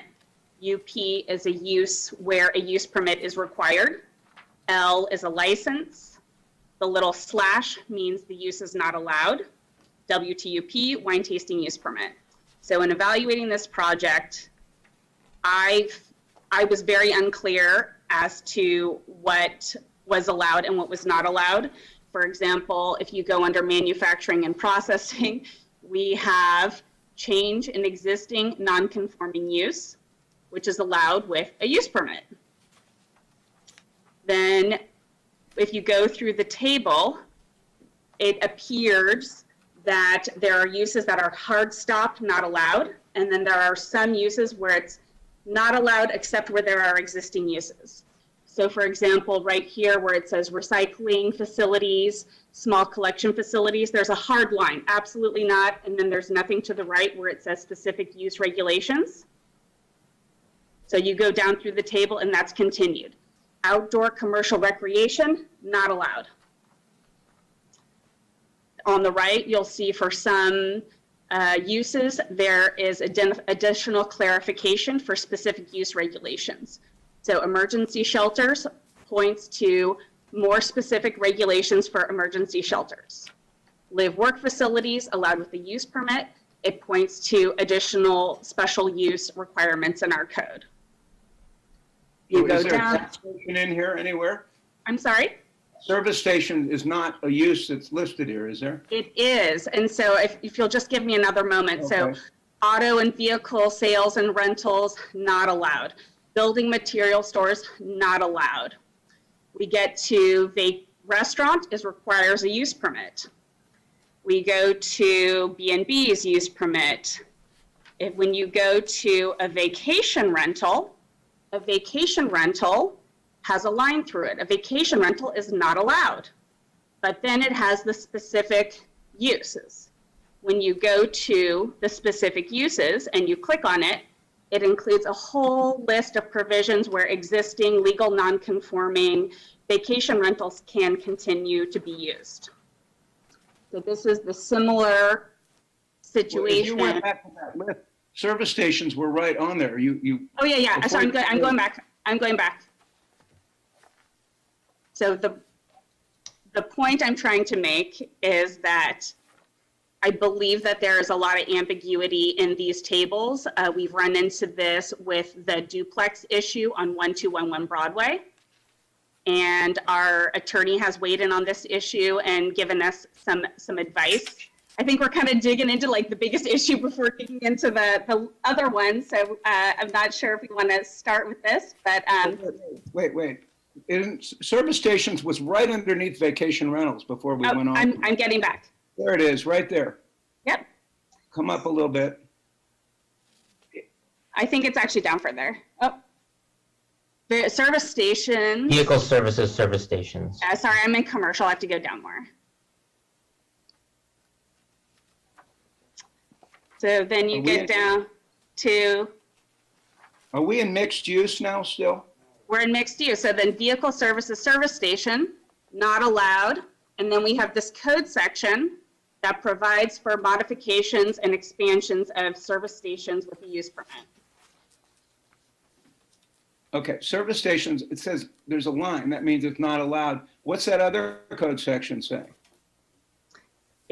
This section provides requirements for the establishment and operation of service stations, which shall be subject to the following criteria and standards. The commission may approve the establishment of a new service station or the enlargement or alteration of an existing station only through the granting of a conditional use permit. The commission shall make the following findings in addition to the followings required by Sonoma Municipal Code 1954-040. And then there's additional findings, and then there's a section for new service stations, which is clearly not applicable. And then there is enlargement or alteration of an existing service station. And where it's confusing now is the current project is not requesting the alteration of this facility. However, it also appears to be a legal non-conforming issue. So it's the code, this is the reason we have planners and planning commissions. If I can chime in. Yes. I agree with Christina. The code could use some clarification, and it isn't the easiest document to interpret. But I agree with you, Commissioner Barberos. This appears to be a legal non-conforming use, the service station. And under the provision that you cited, which was 1982-020, in order for them to continue using the service station, they can do that provided they're not enlarging it. So that's fine. But then that second requirement that says additional uses on the site shall not be allowed unless the non-conforming use is first discontinued and any replacement uses complies with all applicable provisions. What I read that to say is, first of all, site is a defined term in the development code, and it's a parcel. And this is all one parcel. So they're proposing restaurant uses and residential uses on the same parcel where a legal non-conforming use exists. So that's an additional use. And under our code as written, I think this project would probably be helpful to continue this item, to look at this more. I think there are options for the applicant in getting around this issue. But I do think, as currently presented, the application would likely violate our prohibition on continuing legal non-conforming uses. Just to continue this dialogue, just one more point. If they did a lot split and cut off the gas station so it's on its own parcel, we wouldn't have this problem. Is that right? That's one option that the applicant, I think, would have to get around this. Another option would be to revise Table 2.3, the allowed uses in a mixed-use zone, to allow service stations. And in that sense, it would no longer be illegal. It would be a legal use and not a legal non-conforming use. And that would also get rid of this issue. But that would. Or a third, I guess the third option would be to remove this. You know, we don't have, the city doesn't have to have this limitation for additional uses on the same parcel. But that's, I think, a bigger discussion. To change the code mid-application so that something that's not in compliance now fits seems highly irregular and improper. I think that's what we've been doing, kind of project by project. That's what we did with Jerry Egra. We ran into similar issues on 1211 Broadway. In the spirit of all of these housing legislations, we're going to end up having to do this with the residential waiver component for mixed use. Each project brings up its own unique issues and raises ambiguities that need to be fixed. I don't know. I've never been aware that we stopped a project, continued it when it was not in compliance with existing law, changed the law so it would now be in compliance, and brought it back and said now it's okay. That just we have been doing that recently. Well, if I had been aware of that, I would have been jumping up and down. That's not right. But go ahead, I'm done with my part.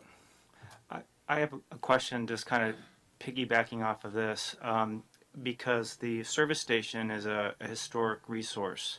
So with respect to maintaining the building itself, and I don't know necessarily retaining the historic use, but the building itself, what sort of things come into play when we're, as a planning commission and a legislative body, trying to allow flexibility and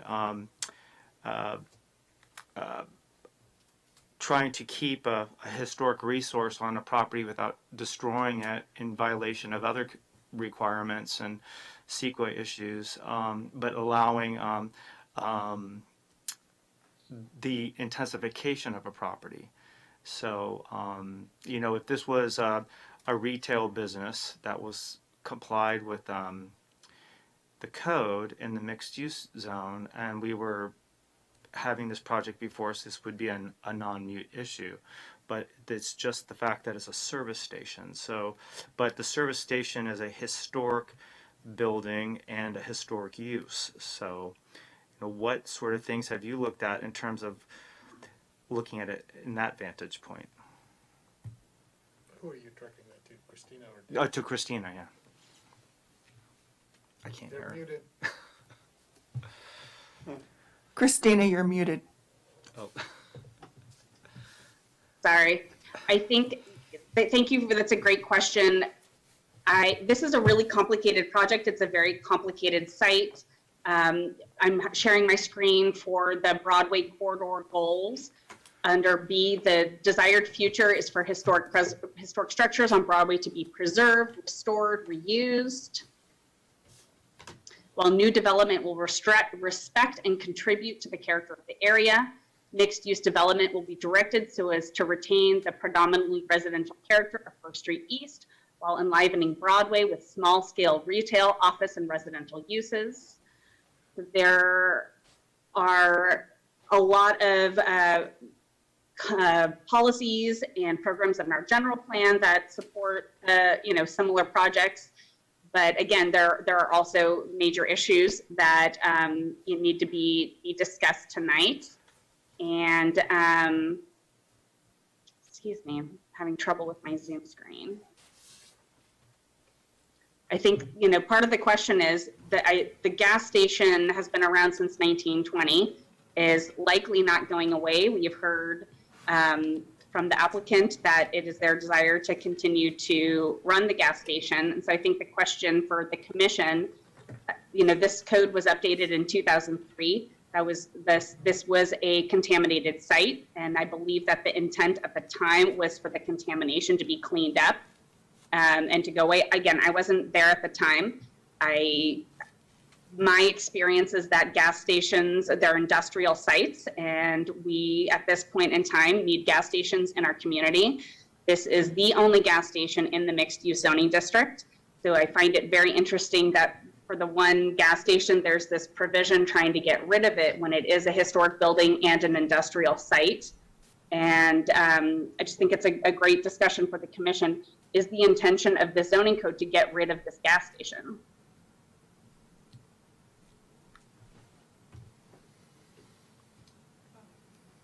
Larry Barnett would like to speak. Larry, please. Thank you. I will lower my hand. Well, I do go back to well before 2003, and I was on the council when the code was updated.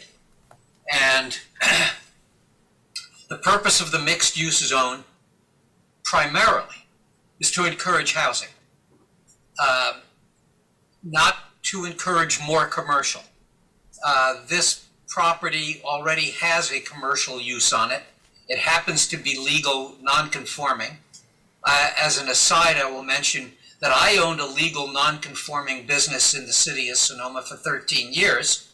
And when I applied to enlarge a portion of it, my application was summarily denied because of the fact that you cannot increase the footprint of a legal non-conforming use.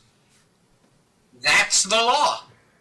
I don't really see the reason or intent for why the city of Sonoma, and for that matter its planning department, is running around in circles trying to figure out how to overcome our own law.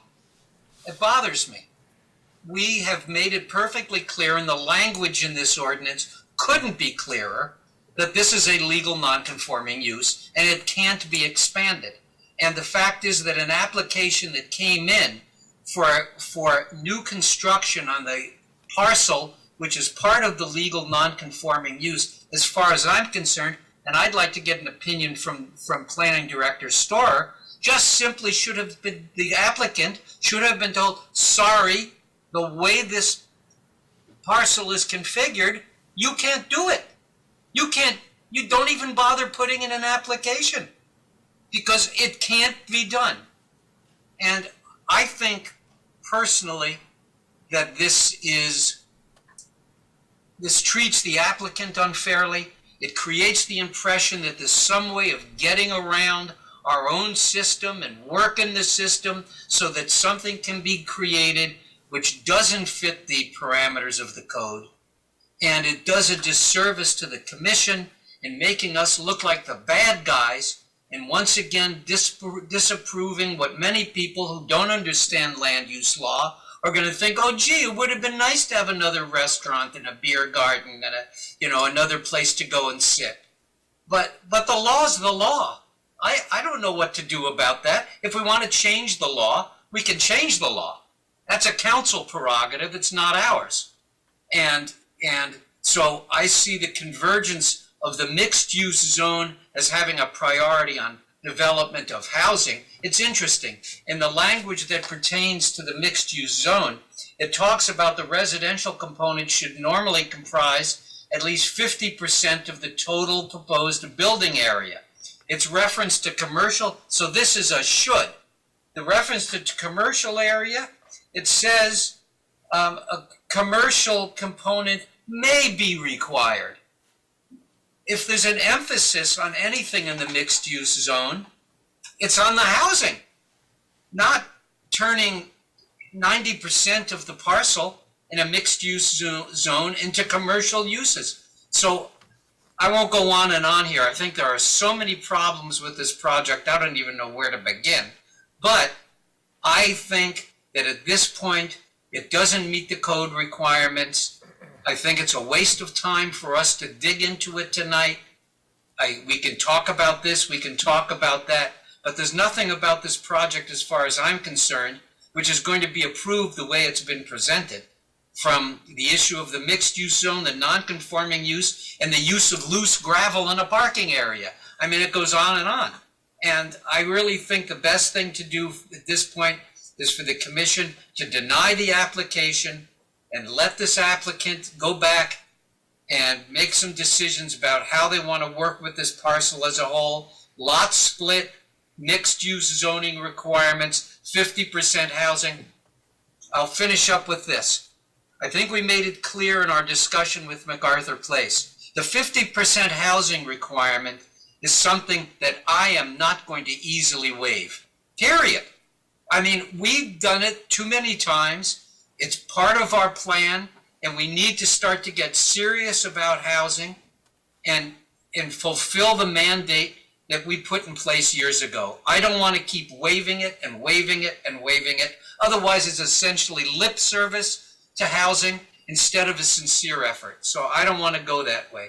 I'd like to see this project denied tonight, and then the applicant can figure out what to do with it next.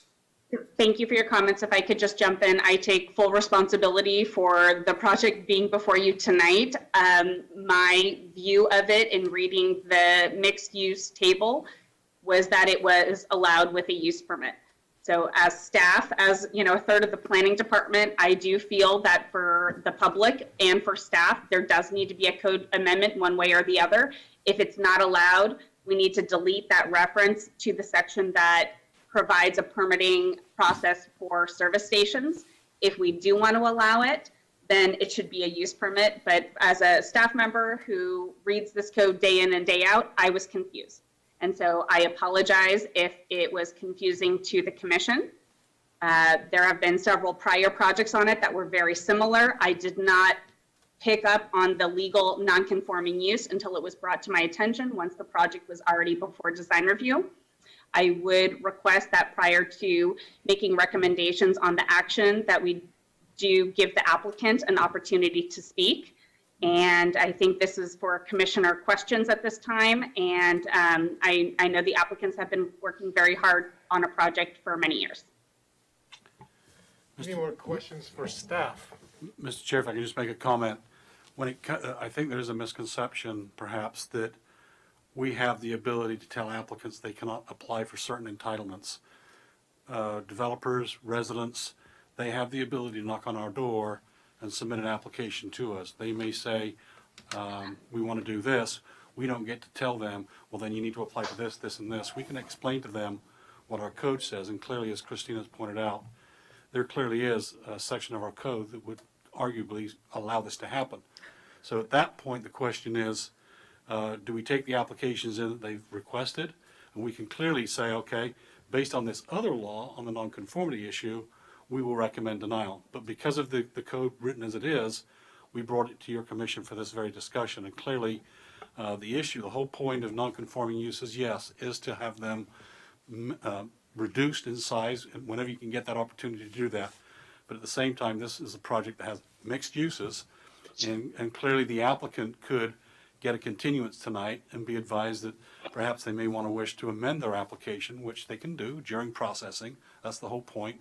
We can reevaluate CEQA if they want to choose to go in with a tentative parcel map, and we can certainly accommodate that. So again, this is the context within which Christina is talking. Thank you. I just want to go back to the same question I had about historic resources and the evaluation of the building and the use and the uniqueness of at least that part of the property. And again, my question is, we've got a conflict. We've got a non-conforming use, but we have a historic use and a historic structure. So my question is, would our city, would our commission, would our council have the authority to ask or allow for the demolition of that structure because it's non-conforming when it's a historic resource? I don't know, David, if you wanted to take this, but there's two types of nonconformity. There's nonconformity with zoning ordinances, and then there are nonconforming structures. For example, a structure that no longer meets the setback requirements changed after the structure was built. Unless Christina knows differently, I believe this structure is a conforming structure.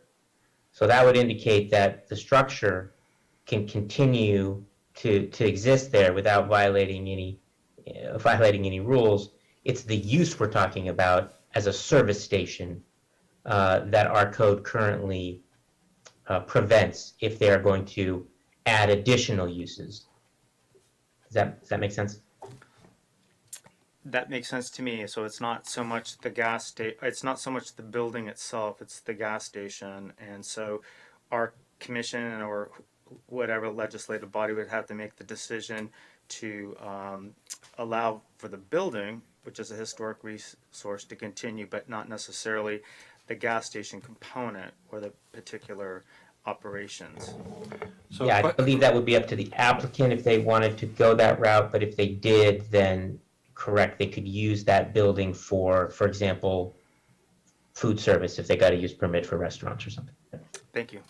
And to add to that, if I can, David, a question right now is there's an application on the property. The use of the service station is allowed to continue were this application not to have been submitted. So it's not as if it's because of the act of requesting more uses on the property that's bringing into question the use and its conformity at present as use as a service station. Is that correct, David? And it's confusing. It's confusing to me because our commission, I believe I was sitting on this commission when we approved an expansion of this site by allowing 4 houses. So or 4 residences, an apartment building. And so the question and the test would be whether or not our commission approves something in violation of our own codes because of the non-conforming gas station, and were we in the wrong of even approving the apartment complex? So it's the same question as to whether or not anybody can do anything to their property because there's a non-conforming use, that it would have to be abandoned before redevelopment or intensification. Comment on that. I believe that they were abandoning the gas station at that point, which is the non-conforming use, and it was going to be a cafe. Okay. So it would have been a conforming use. So it's a different. Okay, so was it? Yeah, so I can remember that. Yeah, and I believe there was a lot line or a lot split as well. Okay. Mr. Chair, one follow-up to Planning Director Storer's comment. David Storer, I'm looking at language pertaining to a study session, and I'm assuming that this could apply to any application, because a study session clearly is a consideration of an application. One of the first paragraphs in this document says, and I quote, "Staff may reject project concepts that are overscaled, require multiple variances or exceptions, or that clearly conflict with general plan policies or development code standards and guidelines." I don't understand how I can line that up with your statement that you have no choice but to accept these applications. Okay, well, I can tell you from my experience that I could reject an application in the county. I can, because it's not within our territory. If somebody wants to apply for a variance, I can't tell them that we won't accept it. Under the Permit Streamlining Act, if they submit an application that has the word development permit on it, I have to receive that application. Now, through the process of time, I can recommend to your commission denial or even approval. But I have to then evaluate. I understand, but why does it say staff may reject project concepts for all the reasons I just read you? I mean, that's the language in our own city's document. I think you're speaking about the study session versus the submittal of a formal application. Well, the study session is a result of a formal application. It sounds to me like the staff can reject the project. It doesn't say reject having a study session. It says it can reject the project concept. Larry, I think typically the study session, if you read it in the beginning, it says that can come and should come before the submittal of a formal application. That's a different process. Well, but it doesn't say it's rejecting the study session. It says it's rejecting a project concept. I mean, once again, I'm just... Larry, let David complete his comment, because you cut him off and didn't give him a chance to complete it, and then we can continue the discussion back and forth. Okay. Yeah, I'm just saying, as a professional staffer, I've been in this game for a while. You cannot summarily reject an application that comes across the counter. You can tell them under the Permit Streamlining Act that they failed to give you the check, they haven't given you a site plan, they've applied for the wrong things, or they need to apply for something else. That's the whole point of it. I cannot, and the staff cannot summarily prevent somebody from submitting an application. Well, then I don't understand the language in this document. I mean, it clearly contradicts what you've just said. So that'll be interesting to follow up. I'd like to see the state law that says we can't reject the project. I would be very interested in reading that. I'd be happy. I see Council Ruderman would like to interject. If I may, just briefly, I think the question has to do with who has the authority over the approval. So in some cases, obviously, staff is going to have that authority. It's going to be in our code. With respect to the study sessions, this is giving staff that authority. With respect to use permits, that's in the hands of the commission, and that's why this issue is here, I believe. Mr. Chair? Yes, go ahead. I don't know where we are on this because it started off during questions, but it seems pretty clear to me that this is one of two things that this applicant can. This project does not meet the code. For the reasons that we just discussed. Claiming that it's ambiguous and there's a backdoor into approval is simply doesn't square with what our city attorney just told us. So what we can either tell this applicant we want to deny this project because of that, they can withdraw it, they can go get a lot split, and they come back with another project that doesn't have a legal non-conforming use on it, and they can keep their historic gas station if that's more important. Or they can get rid of the gas station like they did in their previous application. They won't have the legal non-conforming use issue. They'll have this historic structure that people seem to want to keep, and then they can go forward with this application. But at this point, it just seems like a waste of all of our time, and I feel badly for the applicant. I'm not saying I would never approve this project. We got some fatal problems with this application. And so if I can clarify, that the portion that we're at now is questions for staff, and then the applicant has an opportunity to give a presentation, and then there is commission discussion. All right, well, fine. Okay, let me just think for a second.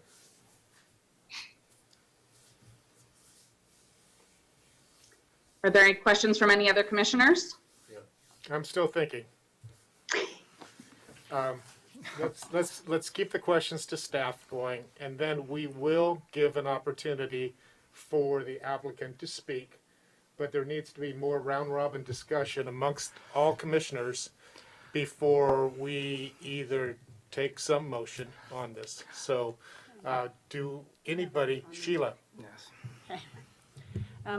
If it looks like we're at a stumbling block here, so I want to at least use this opportunity to have some dialogue so that the next time a project, an application comes around, that we're all on the same page. Previously, they were looking at doing, I think it was 2 duplexes on the west side of the property, and this time it's just a 2-bedroom apartment. And being that it's MX, and the whole point of MX was to create that transition into the residential area behind the MX from commercial, keeping the commercial that's there, allow that. But as it goes towards First Street West, the intent is to make that area more housing. So I'm stumbling over just not even considering the housing piece, and just a 1 housing unit of a 2-bedroom, 860 square feet, to me is not in the spirit of the MX requirement and our need to put in housing, and the whole goal of the MX zoning, which is providing that transition to the residential area. So would love any comments on that. Christina, I don't mean to put you on the spot. I just figure if we're going to look at this, let's look at every Thank angle. you. I just personally, I think this whole mixed use section is confusing as staff. I am not, in my concept as a planner, I have almost 20 years of experience doing this now. The concept of mixed use development is to try to blend complementary uses. It's to have residents with commercial, and so there's live work facilities and these invigorating neighborhoods. That is not necessarily how our code is written. In the 3 years that I have been here and in reviewing prior projects, I have not seen a really specific vision for what we want. I do hear that it sounds like the commission now has a pretty clear vision for what they want. And I believe that really taking a close look at the intention of the zoning district and the specific language, if the intention of the council and the commission is to require 50% housing, then instead of should normally, it probably could say shall, and we could either get rid of the waiver or have provisions in our parking standard, which provides for the in lieu fee and makes it really clear for applicants, for staff, and the commission as well. Okay, I want to Mr. Chair, if I can, and this is going to seem somewhat contrary to what you've heard from Commissioner Barnett. And with respect to the concept of mixed use, yes, it is. That's the whole word of mixing. Normally, you'll have commercial on a first floor and then residential above. And when you read our definition here in a minute, it says exactly that in the definitions. So to say that it's predominantly, as Christina just said, residential, and let's throw some non-res in there as well, that's not what it says here. So it says mixed-use project means a project which combines both commercial and residential uses, where the residential component is typically located above the commercial. So it tells you about the mix and where it should go. It still doesn't say which one is dominant, not dominant. But when you look at the mixed-use category that we just talked about, it talks about saying, hey, in a mixed-use development where you've got commercial, there shall be a residential component, and normally it's 50% of your commercial, so to speak. Well, we can debate whether that includes the total of the residential and the net. We can get there later. But my point here is that it appears to me, basically on this point, the commercial is the dominant use of a mixed use, and let's get some residential as well. As to whether that's normally 50%, not normally 50%, that debate is open. So I wanted to bring that definition to you in your municipal code. Okay, again, I want to reiterate at this point, direct questions to staff regarding what we've heard, and then I do want to pay respect to the applicant and let them have an opportunity to speak. The public is here. If they wish to speak to this topic as well, they'll have that opportunity. But then we'll bring it back to the commission with some sort of direction we'll give to staff. We may need to some more clarity from D5, and we'll go from there. So any more specific questions to staff? Jim? Yes. Christine, I have some questions about the environmental condition of the site, the front and the back, in some kind of a separate way. I recall seeing a letter in the package that I got a paper package. Can't find the letter right now, but it was a one-pager some years ago, maybe 08, 09, where there was a leaky underground storage tank removed, and there was a no further action letter, which means it's closed. It didn't indicate where that tank was at all, so I couldn't tell what the letter was referring to. I've been involved in a number of environmental cleanup projects as an industrial real estate broker. At the time, I was also here on the commission when the first project came before us, and when the project was separated. The back was going to be phase 2. We didn't pay any attention to it. But it really demanded the answer of, well, what's in the soil under that project, under that side? Because clearly groundwater contamination travels with the currents underground, with the groundwater, and it's quite logical in any kind of cleanup that there would be at least some extensive testing on that rear site. And I'd like to know whether there's any evidence that there was an investigation made. It's logical, there should have been. That is a great question, and I will do my best to answer it. I think you highlighted that this is a really unique site. The cleanup happened after the code change and after the prior project. There was leaking underground storage tanks that were identified in 1999, and the tanks were removed. There was remediation of the groundwater. There is a no further action letter. The project was transmitted to the county. We have not had comments back from the county. The applicant does have additional documentation from the state about requirements that would be required for residential development. But again, this was a state level hazardous cleanup site, and there is a higher level of complications associated with the future cleanup. I believe the no further action letter states that they anticipate the contamination to dissipate by 2061. The applicant is going to be the best one to comment on this, as they were part of that process. Okay, additional to that, so I'm sorry if I may have missed that, but it's unknown whether there was an investigation of the back site. Is that accurate, or is it not? I can't comment on that. I'll just add something that might add color to it. I drove down there this morning and drove in the garage, in the back lot, and there were 2 large steel tanks, which in my experience are typically used to put toxic groundwater in that's been pumped out. And they in fact had revetments around them, as typically they do, to prevent spillage of toxic waste. There was also a series of large metal plates, which are typically put over holes in the ground where you're searching for contaminated soil. There was also some trucks from a called PSC Primoris over there, and I looked that up, and that's a engineering company that specializes in petroleum products and underground pumping and that sort of thing. So it just jumped out at me that something's being investigated back there and we don't know about it.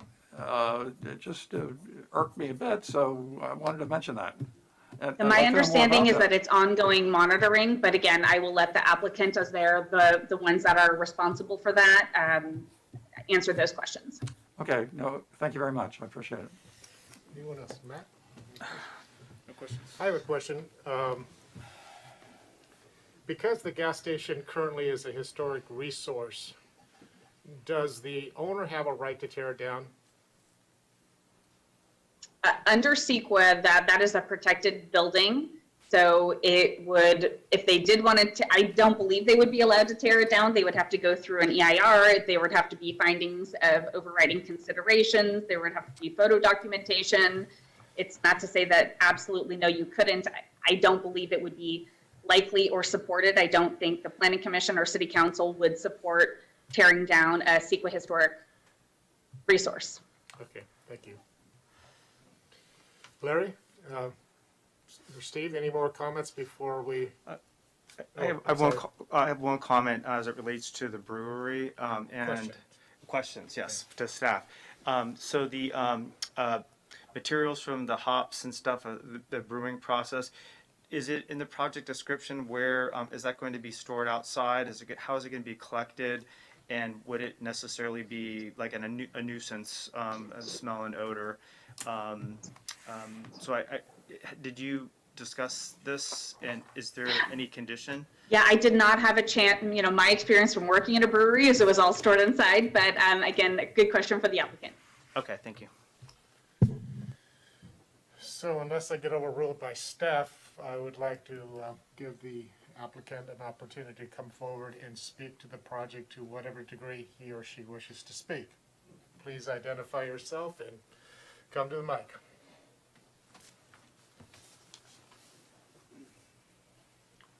Thank you. I'm Bennett Martin with Strata Architects and Planners, and along with me is the owner of the property, Erica Harris. Thank you for the spirited discussion. I'm just going to leave it at a couple of points, and then I can answer the question about the things that are sitting on site. Actually, the owner would like to address that because that has to do with the city. The original project on the historic nature, we were dismantling and tearing down the gas station. So that's what you did approve on that first project. The gas station building was going to be rebuilt in an exact replica of what was there today, and it was going to be slightly expanded. But we worked with the historical resource consultant and able to do that, but that's what was originally approved for that project. The reason the application was submitted is because we truly feel the development code has some serious conflicts. And the way we read it and kind of looked at it, we didn't feel we were backdooring anything. We felt that there was conflicts, and those conflicts need to be ironed out. And we can't iron them out. So we feel it's a good project on the merit of it by itself as it's standing. But we understand that there's conflicts in the development code, but there's nothing we can do about that. So the only thing that can happen there is those can be brought up here, and then that can be changed down the road with the city council when that's changed. So as far as the hops, everything was stored inside the brewery. That wasn't anything outside. So I don't know if there's anything in particular that you would like to ask about the project in general. There was monitoring sites, well sites all over that property, and then it was closed. And those were monitored up until 2019, and they were sporadic. I don't have the map with me, but they were sporadically throughout the site. This question came up during the first project that was approved, and you were on the Planning Commission at that point. We talked about that then, and basically what we were doing was taking 5 feet of soil out of that entire property, putting new fill in, and under the restaurant and the residential piece, putting a customized vapor barrier, because no matter what we do, there is some remediation that's going to take years to finally go, but it was buildable. Mr. Chair, if I can just ask a question of the project proponent with respect to the discussion that you've heard. Bennett, what would be your concern about continuing the project to then process a lot split, for example, a tentative parcel map what effect would that have on the design? The problem with the lot splitting of it, that we run into setback issues, and we ran into that on the first one, and that's why we were limited to just the two.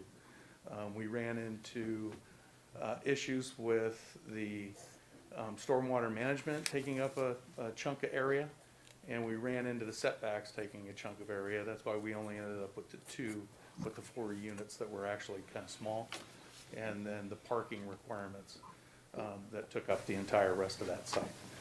So there wasn't a lot on there. So.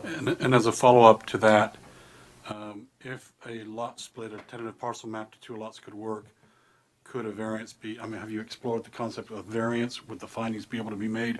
Because that seems to, that would be a thing that could be applied for without the need to go to a legislative act, which we've heard, to then change a code to fit the shoe into the box, so to speak. I hear what you're saying, but in front of the planning commission before, when we've asked for variance, especially with setbacks, we've been denied.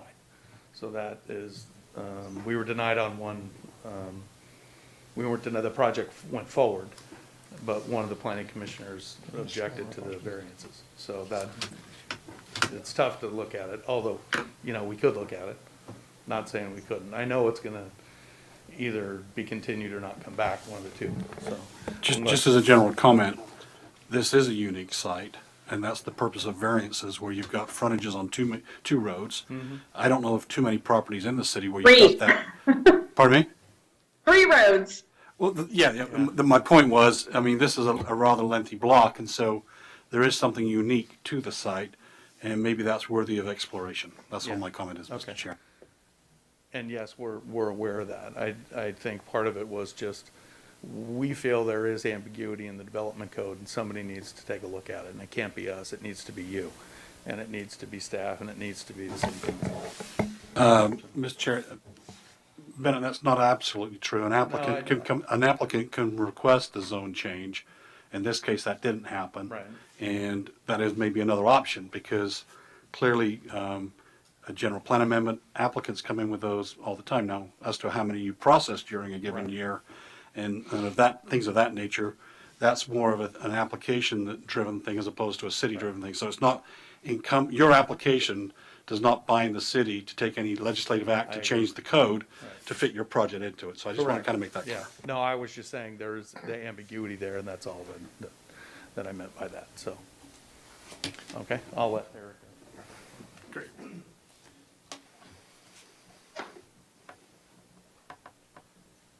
I am not one for public speaking at all.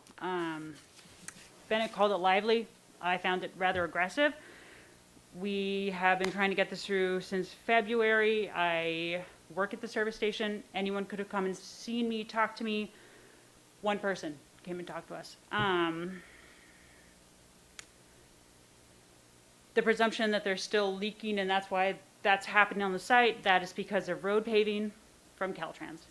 That is why we have opened it up to them to store their stuff there. There is no cleanup going on. It has been closed by the EPA. At this time,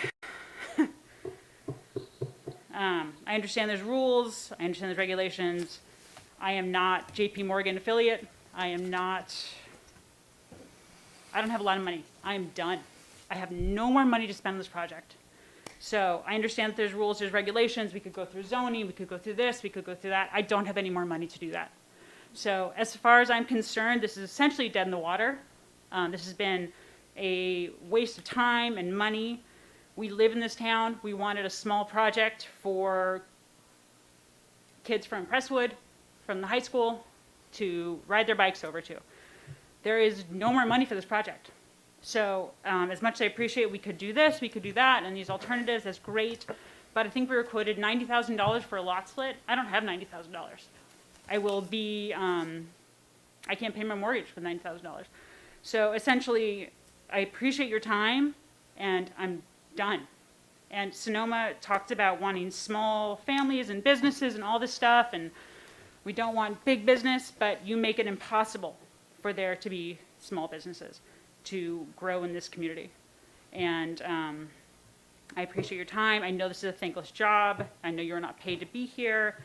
And either way, someone's mad at you.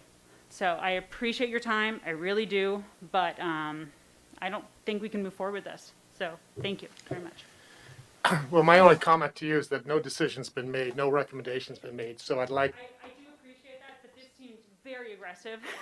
And I don't have any more money. well, I don't have any more money. I'm not saying that. It's been energetic and it's been passionate. And I think what you're seeing is you're seeing a lot of people that do care, like you, about the town of Sonoma. I totally appreciate that. So I'm I not think- trying to come in aggressive. I'm at my wit's end and I don't have Understood. money. Understood. And so we're either going to be able to continue to have this discussion, and at some point we'll make some sort of recommendation, and we're not there yet. So I think, Truthfully, the only reason we are keeping the service station, I don't want to be in the gas business. I know nothing about it. I don't enjoy it. I don't care about gas and oil. Bring on Tesla. It's fantastic. But I need money to pay my property taxes. I need money to pay for this land. And so I don't know what else to do. So I appreciate everything that has been said. I know that there are rules that we have to go by. I am a rule follower by nature, but I don't know what else to do. So that's really all I have to say. And Thank you. I do appreciate your time because I know that you guys have real jobs and you don't have to be here. But I don't know what else to do. So Well, thank you. Thank you for your honesty. Mr. Chair, you can open up to the rest of the public. I'm still thinking.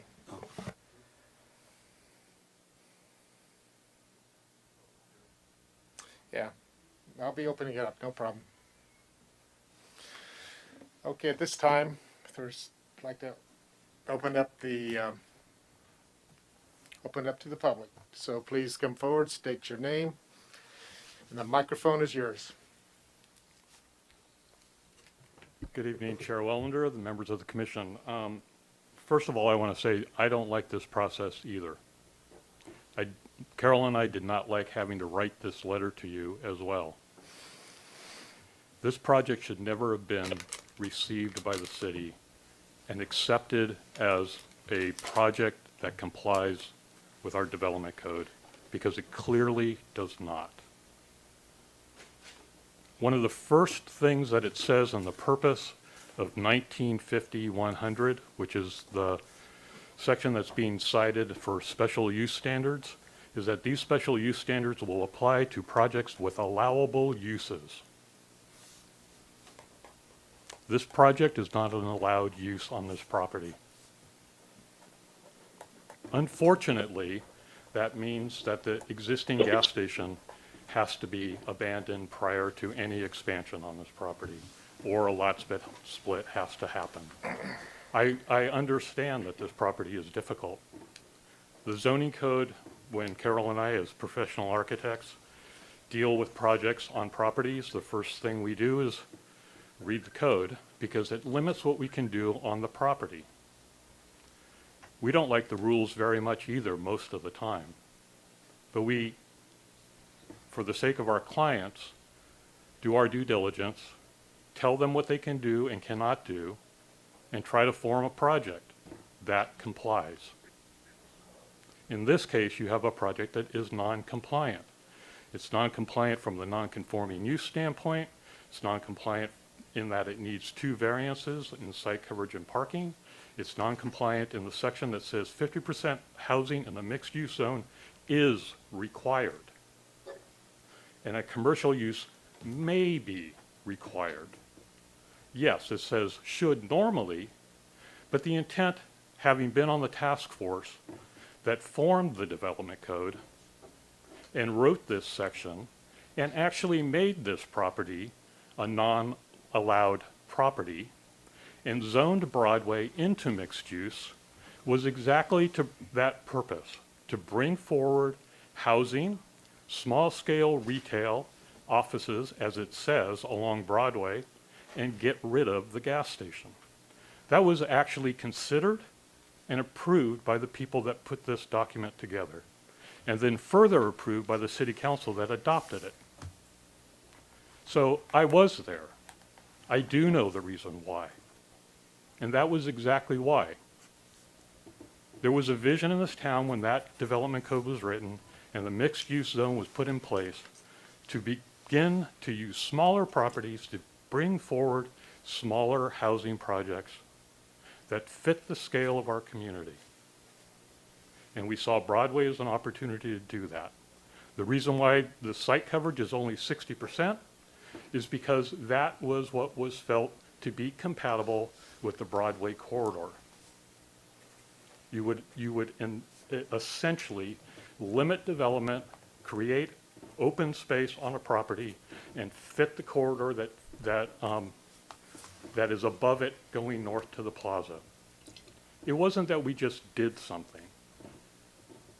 It took, I believe, 2.5 years to do what we did. And in the meantime, we actually had moratoriums that were being extended because we had a zoning code that was being revised. It took a lot of work. And so, you know, I resent the fact that there's conflict in the code. There isn't that much conflict. The conflict exists where the language is should normally. Because some people want to interpret that one way and others want to interpret the other way. But in the mixed-use zone, it says 50% should normally, but that housing is required at a minimum of 50%. And that the Planning Commission needs to be able to make the findings essentially to waive that. Now, it's unfortunate that this property is trapped in this situation. And I appreciate what the Harrises have done to improve the property. But the code isn't written for an individual. The code is written for properties so that everyone in this community is treated the same, not on an individual basis. Again, I would like the Planning Commission to deny this application and move forward on this project. Allow the applicants to revise it or decide what they need to do. Thank you. Thank you.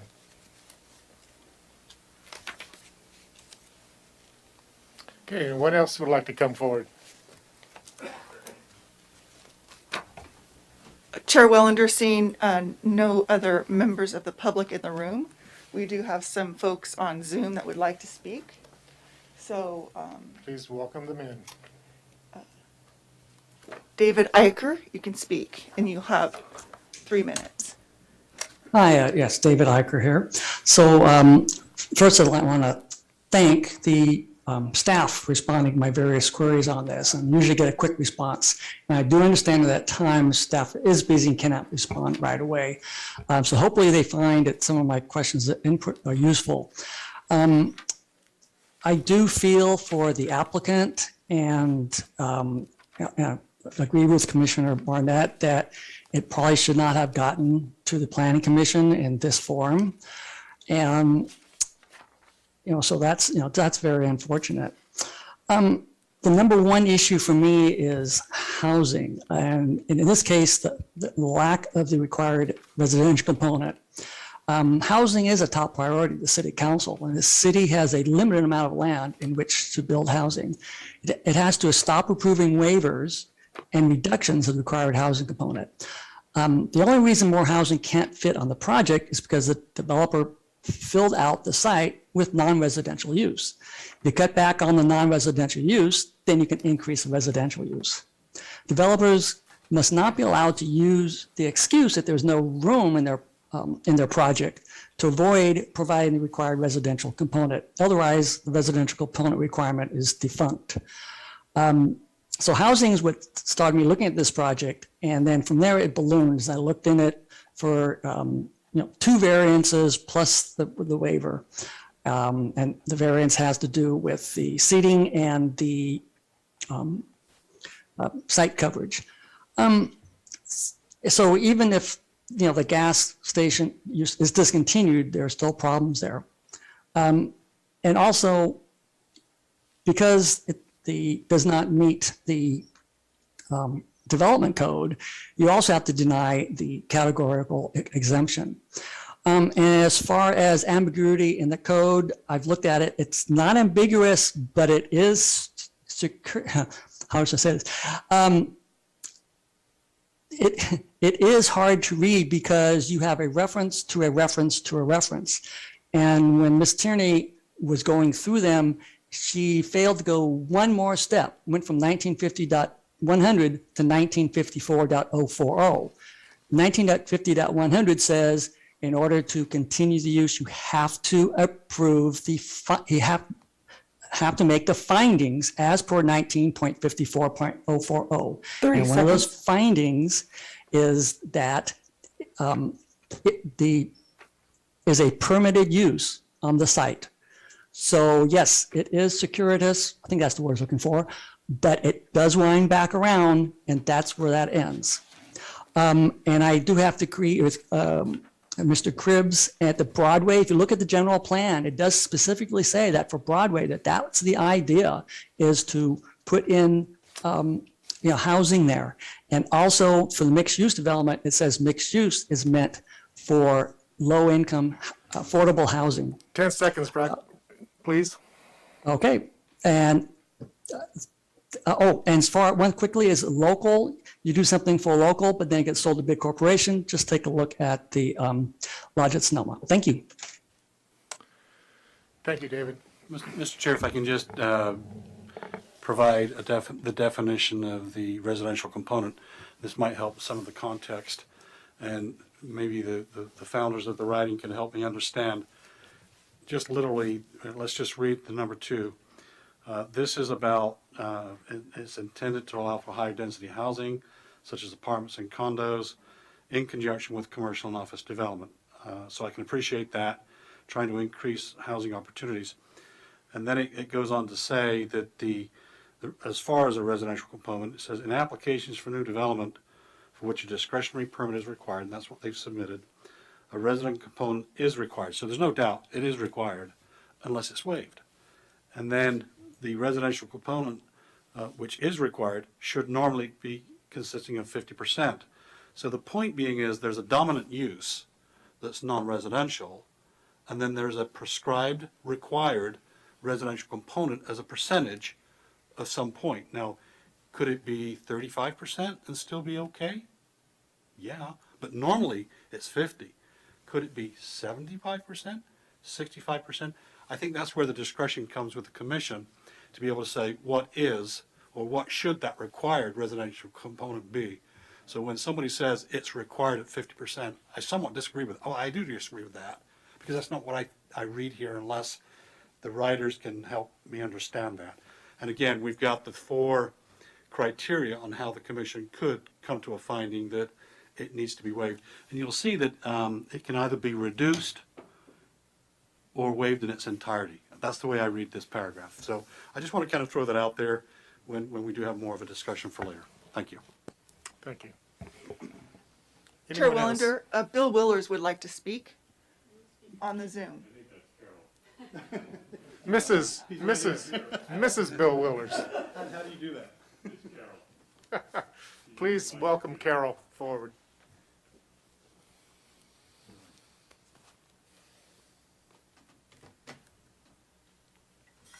She should be able to unmute herself and speak.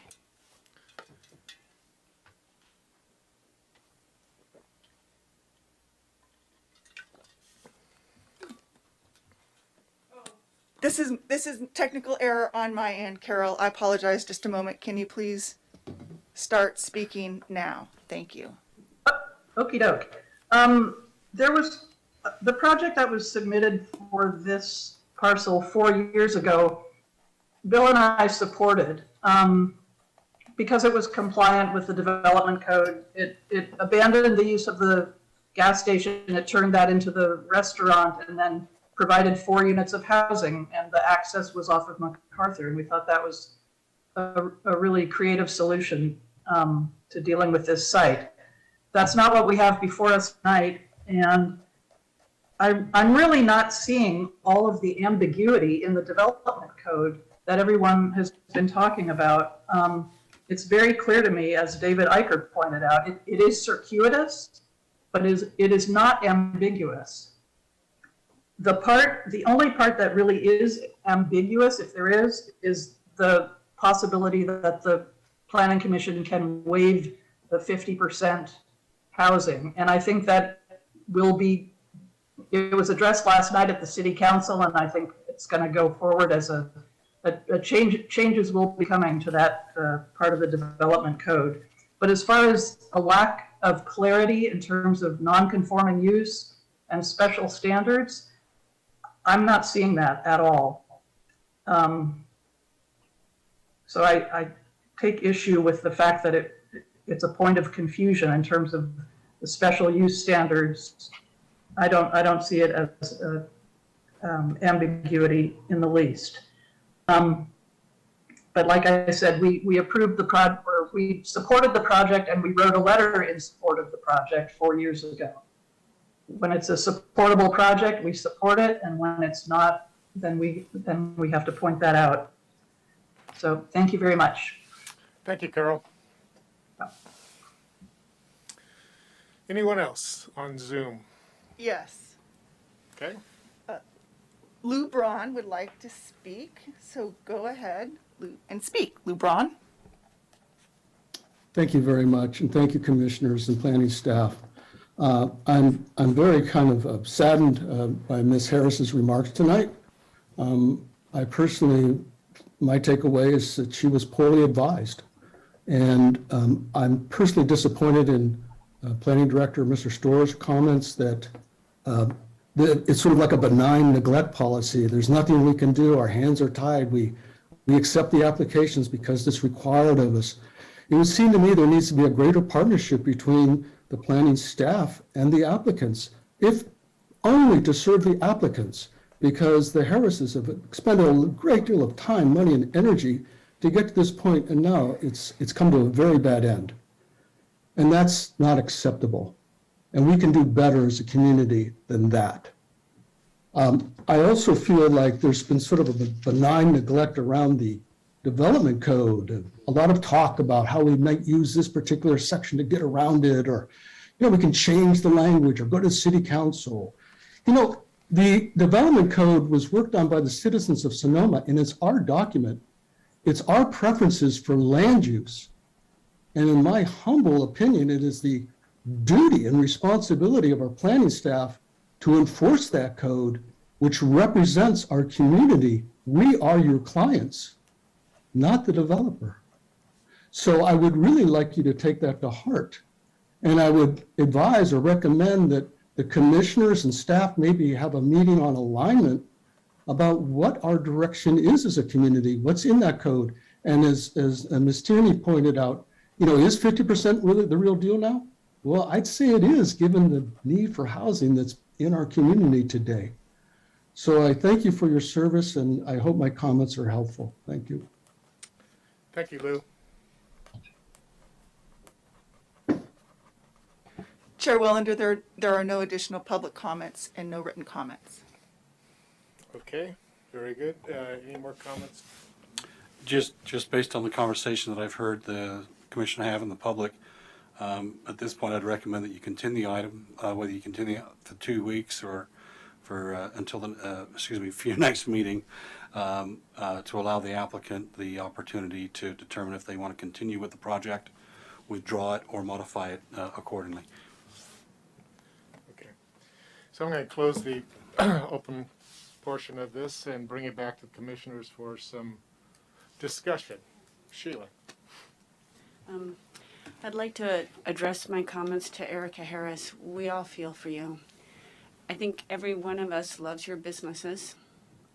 I personally love Lou's Luncheonette. I can walk there from home. I use Jack's Filling Station, and I'm truly sorry for this predicament that you're in. And I want to do what I can to help you understand that we do support you. I do think that your opportunity and looking at a business, you're creative and you're coming up with some really good ideas. It's just the wrong location, and that's something that's not going to be easily fixable. There's some alternatives here. There's abandoning the filling station, making that the cafe, which is the original plan, and doing the housing back on the west side of the lot. That's certainly a possibility. I don't see a possibility of going forward with this plan, and I don't want to extend it for you. I think that the fairest thing that we can do is let you know that this plan doesn't work. And it's because we do want to support you and we do want to support small businesses. I think that it's important that we give you as clear direction as possible. So I would recommend that we decline this application with the welcoming of a future opportunity to come back with a new design. That's my thoughts. Thank you. Okay. Steve, did I see your hand? Yes, you did. I agree 100% with what Sheila just said. And I too want to just say to the Harrises, I feel very badly for you that you got this far in this project that had what I regard, and I think others do, this fatal flaw around the legal nonconforming use and the misconception about the will of this city in terms of the 50% or the housing component. But I would urge you to stay with this project in another form. You know, we're not doing our jobs to try to make a project that's clearly in violation of the development code fit. It just doesn't fit. Something's got to change. Either the service station has to go or it has to be 2 lots.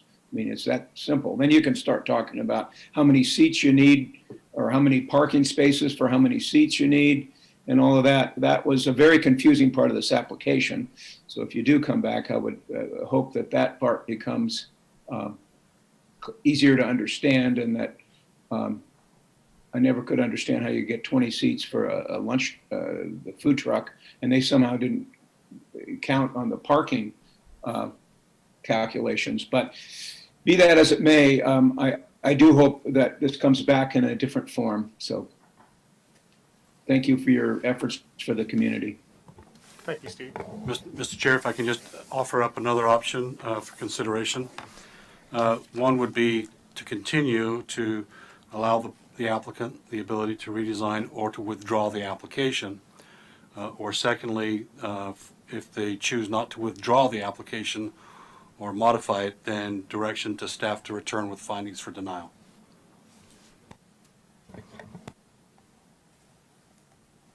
Okay.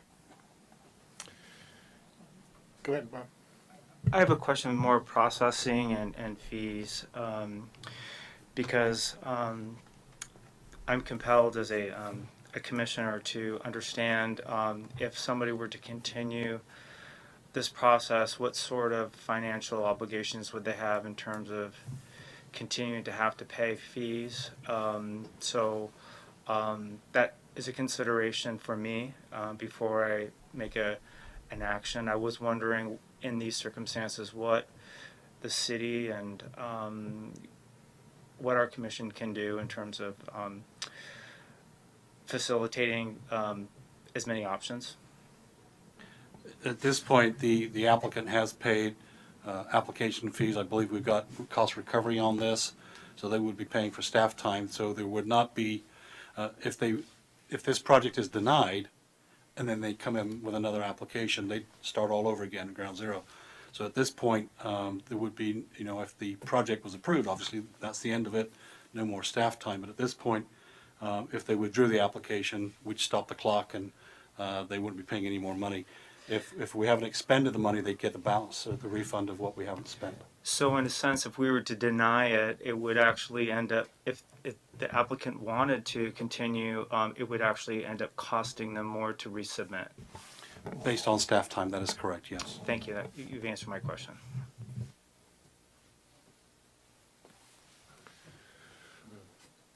Jim?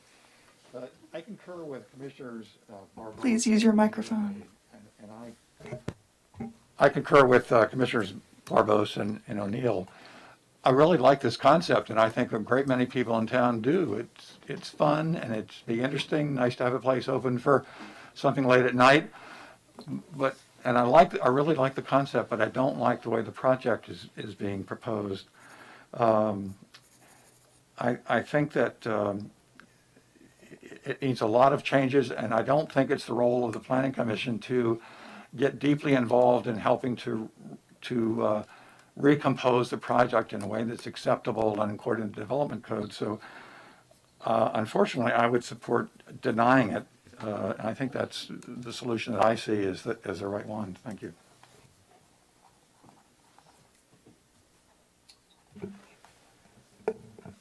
I think at this point, I personally would be more inclined to support or at least give the option for a continuance for the reasons that Director Storr indicated and kind of the reasons that Commissioner McDonald brought up as far as the applicant avoiding a future cost or continuing to incur costs if they were to want to pursue this project. I think that gives them the opportunity to at least have the ball back in their court,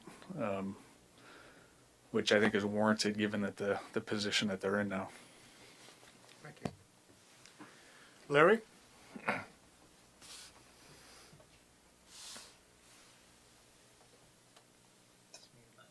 I think I haven't changed my opinion from my initial remarks. I think that a great disservice has been done to this applicant, and I think it's really unfortunate.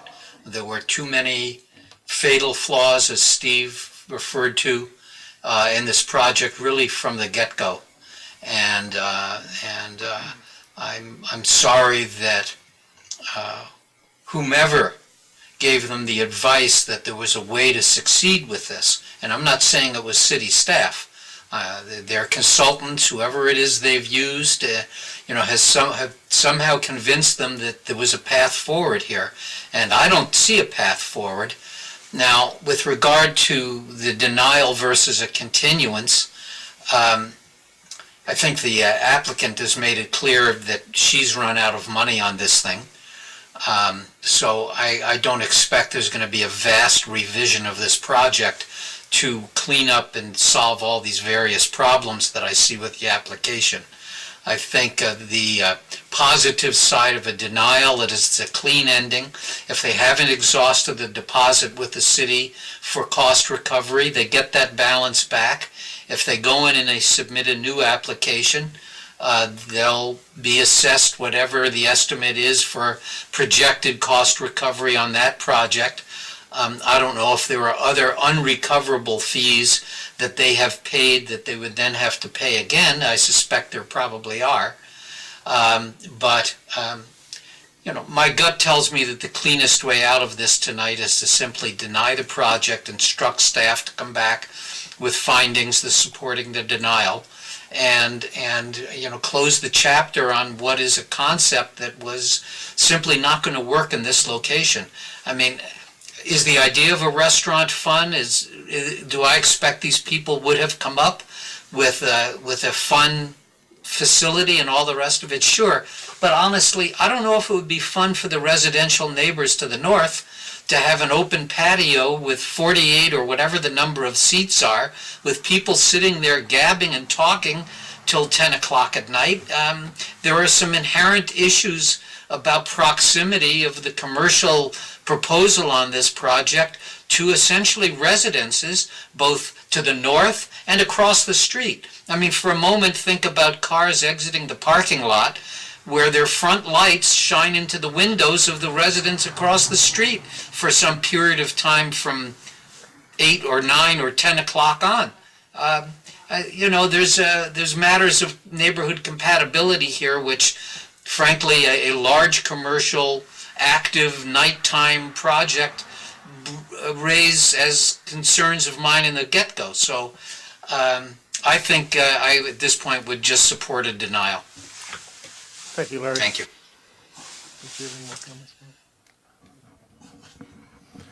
Okay. Well, here again, I'm probably going to be the lone wolf crying in the wilderness, because I'm seeing this a little bit differently. As much as I appreciate what the citizens put together 20 years ago in writing the development code, for which I greatly appreciate, in my perspective, there's no such thing as a perfect development code. And that over time, due to a variety of factors that come into play, Sometimes things change. I think that this gas station adds a certain element of fabric fun to this part of Sonoma. And we don't live in a perfect community with perfect architecture and everything is just perfect. So I struggle with this idea that we can't look at what is a fairly unique site. Granted, it isn't hilly, it isn't on a cliff, there's no creek there's no creek coming through it, but it's an unusual site as has been expressed. I don't see things in black and white. I've lived too long to realize that there's a lot of gray in this world. And so for me,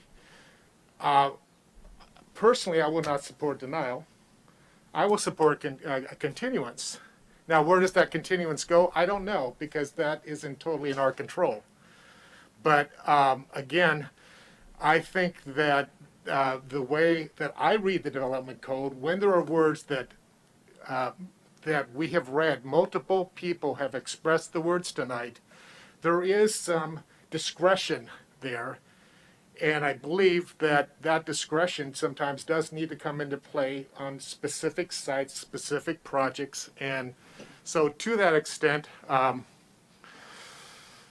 again, I will support a continuance. I do not support a denial. I realize I'm one vote, but that's my 2 cents. And so I'd like to either hear further discussion or hear a proposal. I'm fine with a continuance. Yes, I would second that. What was the other one? She's asking for a continuance. Yes. So, okay, you have no comment, okay. Shall I put that in the form of a motion? You can start and see where it flies. Okay, I make a motion that we continue this project, this item, until October 14th. Yes, ma'am. Okay, and give the applicant time to make a decision if they want to change the application or withdraw. I second that. Further discussion? Roll call, please. Commissioner Barbos, Yes. Commissioner Bohar, Aye. Commissioner McDonald, Yes. Commissioner O'Neill, Yes. Commissioner Wyrick, Aye. Vice Chair Barnett, Aye. and Chair Wellender. Yes, Thank you. The motion passes unanimously. thank you.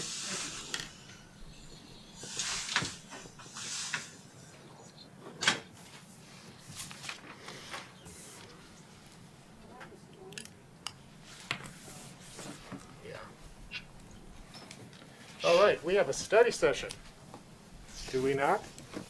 And hopefully this isn't a Zoom. Is this a Zoom study? No. No, the applicants are here. I'm sorry, I Can didn't we do a recognize them. seventh You inning were sitting too stretch? quiet in the back. Chair Wellender, can we just do a 7th inning stretch? Yes, 7th inning stretch. I'll let our applicant set up.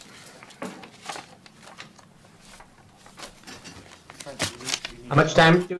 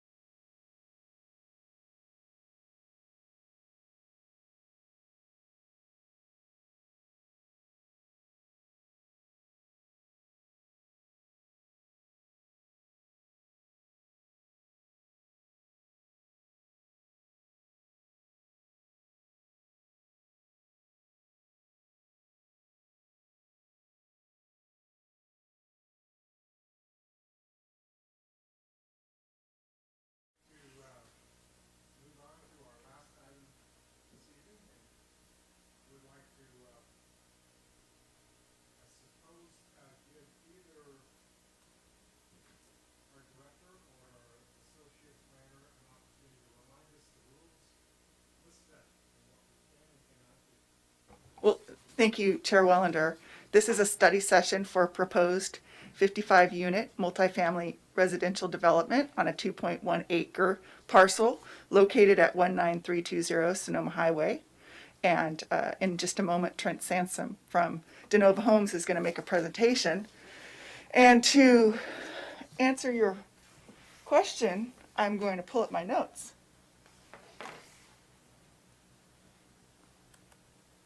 For the study session and tell you what they are.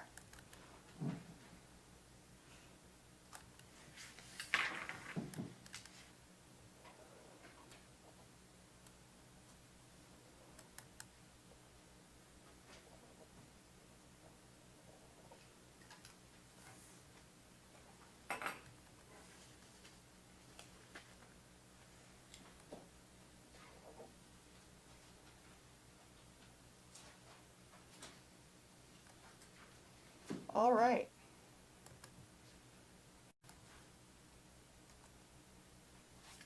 Study sessions are encouraged in order to provide an opportunity for the commission to provide the applicant with feedback on a project concept.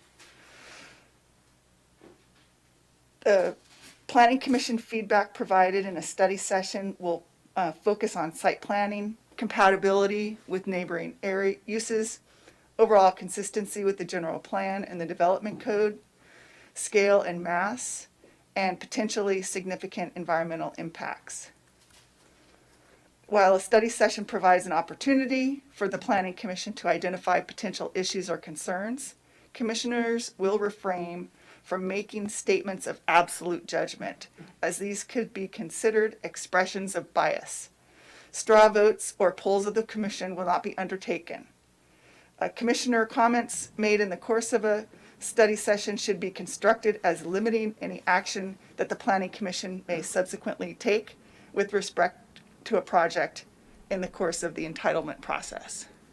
And that sums it up. So at this time, I'd like to introduce Trent Sansom, who's going to give a PowerPoint presentation, and he's going to let me know when to forward through the next slide. You bet. Thank you, Ms. Atkins. Good evening, everybody. Trent Sansom with DeNova Homes. I'm very pleased to be here in person with you all again instead of via Zoom. I think this is my first public hearing in about a year and a half, so it feels really good to get back in person for our interface and receive all of your feedback this evening and answer any questions I may be able to. Due to the time of the night, I will be brief with my presentation and leave it for more questions and comments and discussion as you see fit. So thank you all sincerely for your time this late in the evening. Next slide, please, Wendy. As mentioned, the property in question is 19320 Sonoma Highway 12. The property is largely unvacant over its 2.18 approximate gross acres with an existing home of the Spanish style fronting Highway 12 and is tucked behind another existing single family home parcel fronting Highway 12 and is to the north of an existing multifamily complex, south of a commercial complex, and to the west backing up to other single family residential homes on the east. Next slide, please. There we go. Thank you. The property has the same zoning and land use designation as housing opportunity, where the density range is 15 to 25 dwelling units to the acre. So at 2.18 acres, that puts us right at 54.5, or rounded up to 55 maximum units with that density range. Next slide, please. No, sorry, did two for the price of one there. This is the general plan snapshot, zoning snapshot. Yes, please. Thank you, Wendy. Yes, please. And it is in the central west planning area, which has the commercial designation within it. And similar to the conversation just has as it relates to mixed use, commercial still does allow residential within the commercial designation of the zoning district, a maximum of 20 to the acre, 20 units per acre. Next slide, please. This was our conceptual site plan that we worked on after our project advisory committee meeting with city staff earlier this year. There are some extensive and very prevalent oak trees, especially the first one that is right on the front of the property on Highway 12 that we wanted to take into consideration for saving if you're walking down that street or driving up that street, most likely because there's no sidewalk fronting this property right now. It is a beautiful oak tree that we wanted to try to be conscientious and save. where that first building right behind it as you come in the property is a proposed conceptual two-story apartment building. Being that we are right next to that existing single-family home to the south, didn't want to be towering over it. As you go within the property, there's that existing row of trees that backs up the existing single-family home right next door that we wanted to make sure we had ample setbacks for, where the rest of the buildings within would be a mix of 3-story stacked flats, where the ground floor would be a mix of 1-car and 2-car tenement garages that would then serve individual units above it for the 3 stories. That is within the height limit prescribed for the property. With various green space, common area paseo areas, gathering space opportunities throughout, meeting the parking requirements, trash recycling refuse areas, making sure we have some area for drainage, and really wanted to make sure that we kept it all clustered towards the middle of the property so that they aren't along the northern boundary next to the existing commercial uses for when future occupants would be on the property, and wanted to stay away from the eastern boundary as well, so none of these future potential buildings are towering or staring into the backyards of single-family homes. So in a nutshell, I tried to keep it to 3 minutes. That is the concept. As it relates, we're trying to follow the zoning and land use prescribed to it with our SB 330 application that has come in. And I would also like to mention that our SB 330 application was submitted after the city adopted its current inclusionary housing ordinance. So this will be following the 25% diversity of extremely low to low income housing throughout. So 14 total units with the 55 in concept. So with that, thank you all so very much for your time. I'm here to answer any questions you may have. Oh, I do apologize. Being that the existing home on the front is of the Spanish style, we wanted to stick with some Spanish themes. So here's an image board of some concepts, and then thank you, Wendy, for reminding me on the next slide. These were some conceptual elevations for the buildings that we have plotted on our concept plan. So with that, I will now turn it over back to the commission, and thank you all very much.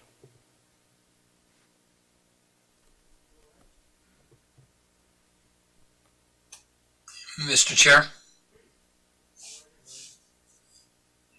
Can't hear you. Is your mic on? Now it is. I see your hand. Yes. I have a question about the existing quote-unquote Spanish-style house. Is that going to be retained? No, in order to save the oak tree, that large oak tree on there would need to be demolished for the access into the property. Okay, thank you. You bet.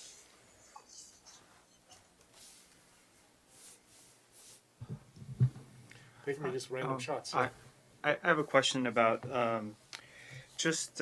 when you were doing your discovery of the site and looking at also the opportunities that might even surround that site.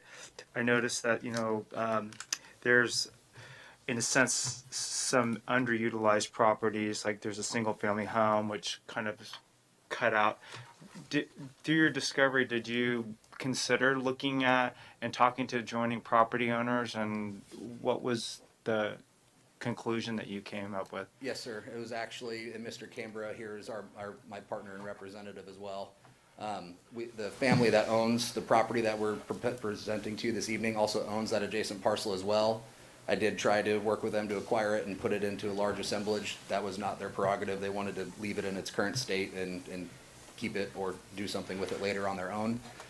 Going way back in time a few years ago now, it's very similar to what Mr. Paul Norbaum wanted to do on our Oliva apartment site, where he wanted to keep the home that fronted West Napa and sold us the back on West Spain, where we had to do the lot split, and he kept it on the front. So I did try, but the answer the owners gave me was no. And then just a follow up to that, when you were doing your site planning, were you forward thinking in terms of how you would lay things out, and if that parcel maybe came available in the future? How have you thought about assembling parcels in the future that might complement what you're doing in the site planning? It was a definitive no I received. So a simple answer to your question is no, I did not, because I didn't see any foreseeable future of developing that parcel, and the commercial owners to the north are keeping theirs as is, and the property to the south can't be developed any further. Thank you. You bet. Go ahead, Sheila. The existing house that's out on Sonoma Highway was built in 1932, has a historic resource evaluation been done on that property? Yes, ma'am. And is that in the information here? Not yet. We prepared it after our SB 330 was submitted, but it will be part of the formal application that would follow based on any refinements from further feedback. Okay, thank you. You bet. And may I expand on it a little bit? So it is potentially historic based on just its age and its integrity, based on the findings our consultant at Evans and DeShazo came to the conclusion with. And within the report, once it's submitted to city, we'll show recommendations for doing 3D modeling and additional documentation to document it on paper. And then we also wanted to honor the spirit of it with the Spanish theme throughout the rest of the homes throughout it, based on it being potentially historic, based on just its age alone with no other major significant figures or anything, what have you. We figured at the time when we were doing our site plan, the city might rather see that large heritage oak tree saved, and then go through the proper mitigation measures for documenting and coming up with a plan for demolishing the older home. Steve, please. Go right ahead, Steve. I had a couple questions about possibilities or sort of design alternatives to see if you had looked at them and what your thoughts were. One question had to do with the open space and the utilization of it in relation to the buildings. I appreciate that, with the 3-story buildings and the as many of them as you have there, it looks like the open space is really it's going to be around the ends and in between the buildings. I'm wondering, is there some alternative way of laying those buildings out on site so that the open space is more contiguous and more a bigger grassy area, if you will, and to lend itself to giving people outdoor place to gather or kids to run around and that sort of thing? Is that a possibility at all? Yeah, no, it certainly is, sir. Would be happy to look at it. We hadn't up to this point in time, but we'll definitely, with your comments and feedback, get with our design team and see what options that we have to try to create more of that central space that you are commenting on. Jim? Thank you for the presentation. My initial reaction looking at that, I've seen that house 100 times. It's pretty handsome, the one on the street that you're going to demo. I thought it would really be a good sort of an iconic entry point if it could be incorporated into it, and perhaps a way to shield those large buildings behind it. They're going to be a lot less imposing if something like that could be done. I realize that's not probably an efficient use of the property, but it's really a shame to demo that building, I think. Looking at the buildings, they're quite large and imposing. And could you consider having the smaller buildings or of something less than the 10plex distributed around the property? Not only would that lower the mass, but it would allow you to distribute the green space around those buildings easier, I think.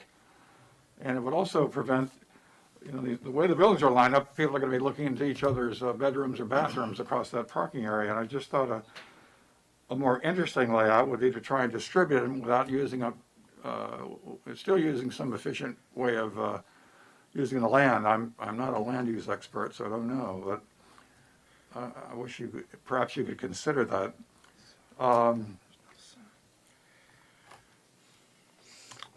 California is also this is a real outdoorsy town, as is the whole state, and people really like being outside, if only on a balcony or a patio or something like that.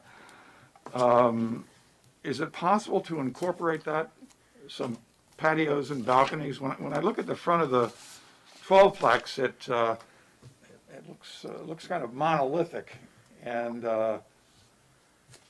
could you consider some of those outdoor spaces? Yes, sir. Yeah, the concept that we've come up with would have outdoor patios and balconies for the private open space requirements facing the green spaces. Would definitely be happy to look at potentially making any of those more prominent, and similar to Commissioner Barbossa's comments on creating a more centralized green space, we'll use that as an opportunity to potentially break up massing while maintaining the same density One last question. I gather these are going to be townhouses for sale. Is that the problem? No, our intent is we are entitling it as would be pursuing entitlements for a use permit for apartments with a tentative map for condo purposes as well. We would like to build it up front as an apartment for rent project, but then down the road, 10, 15 years, potentially convert it to condos if the market bears it. Do the units run vertically from the bottom to the top? So the way it's set up right now is ground floor is garage with stacked flats above it. So then for the 3 floors, it's garage, independent unit. That live as stacked flats, 2-bedroom style units. Mm-hmm. Okay, thank you. So they appear like townhomes, but they live as individual flats stacked on top of each other. Okay, thank you.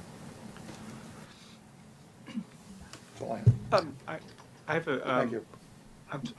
something I totally forgot that I wanted to bring up. It has to do with solar exposure, and I know that there are apartment complexes, but the possible tentative map.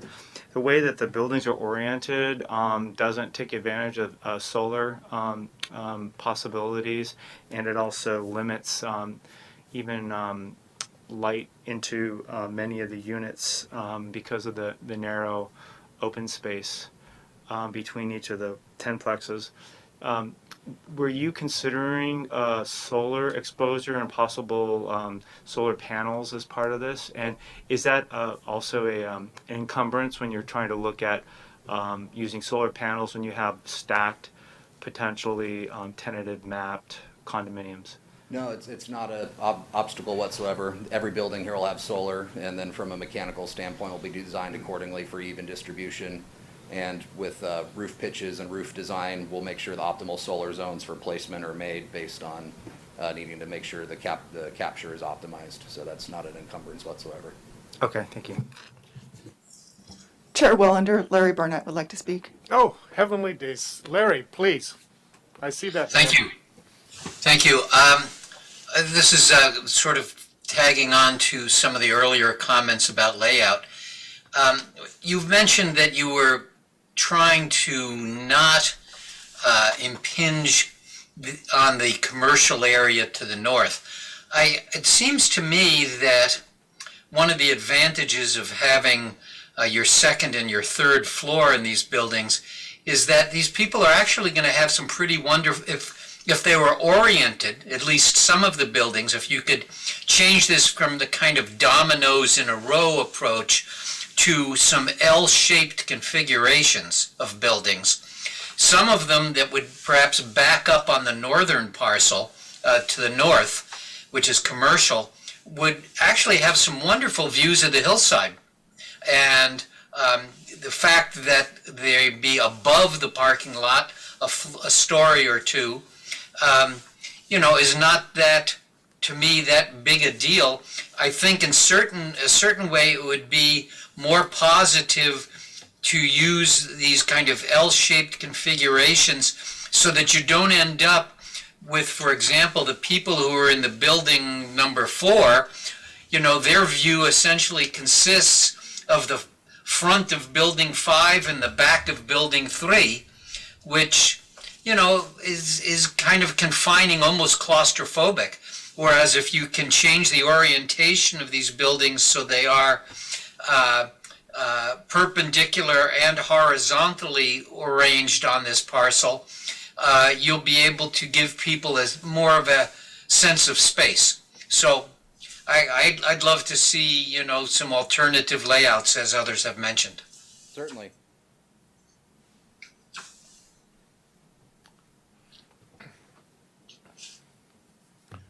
I'll chime in with a couple of comments. And again, this is kind of round robin, and it's not like you only get one opportunity to impart wisdom. So in terms of architectural style, is this, you did Olivia, and so that's kind of Spanish-like type. Are you seeing some sort of similarity in terms of, I know that the massing, is it similar massing?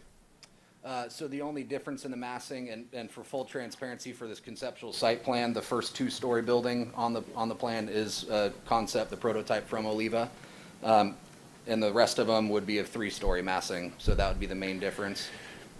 We did have we received a lot of great feedback on how those elevations and the styles turned out, but we're not married to it by Sure. any means if there needs to be adjustments.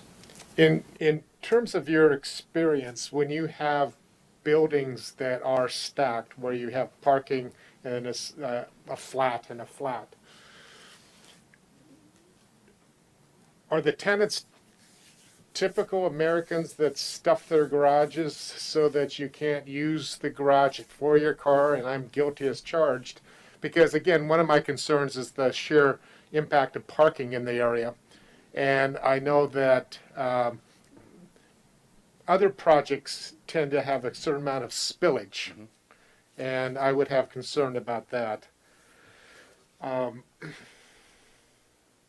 of picking up on Jim's earlier comment, I think this is a great opportunity, again, to take advantage of this wonderful state we live in weather-wise, and see what kind of outdoor spaces. I had a chance recently to tour the affordable housing complex on Broadway, and I think they were like 50 units, and I can't tell you the acreage to see similarity. But what I was impressed with, without a lot of site analysis, was that it looked like they had put some good thought in terms of the open space. And I think if there is a opportunity when density is chosen, then it just seems like the challenge then is to create something special out of the leftover space with a fairly high density.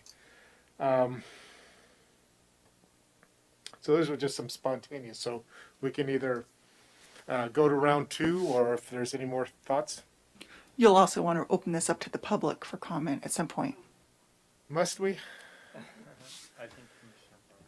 And I had one more thought. Yes, Steve, please go right ahead. Yeah, and it had to do with roof line and massing. If I look at the elevation on your 2-story versus your 3-story, I find the roof line on the 2-story much more attractive. And I'm just wondering, is the height limit the problem that you run into in designing the 3-story, that you have to keep that continuous ridge all the way across? Or could you have some peaks, could you vary that roof height?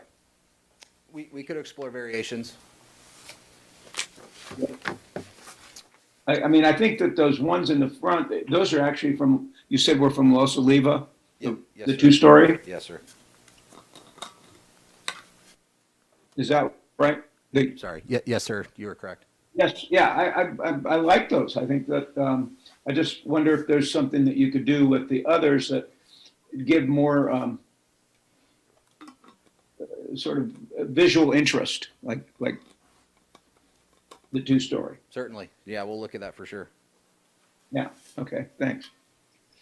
Thank you. I might have one more question about parking. I know that, it's kind of like a double-edged sword, because there's no really off-site parking available because it's the highway, and there's no possibility of anybody parking anywhere, and they have to walk a couple of blocks.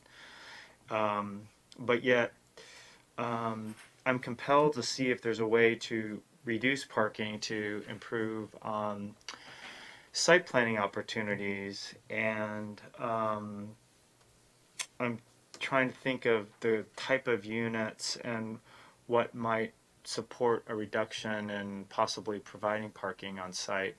Have you given any thought to that, or I know that the idea, the concept is to create possible condominiums, but it may make sense if you were looking at this density to create a reduction in the parking, but create like parking spaces that are in common, that are shared, and that having the units up above, and that maybe even having open space on the podium where the garage lies beneath.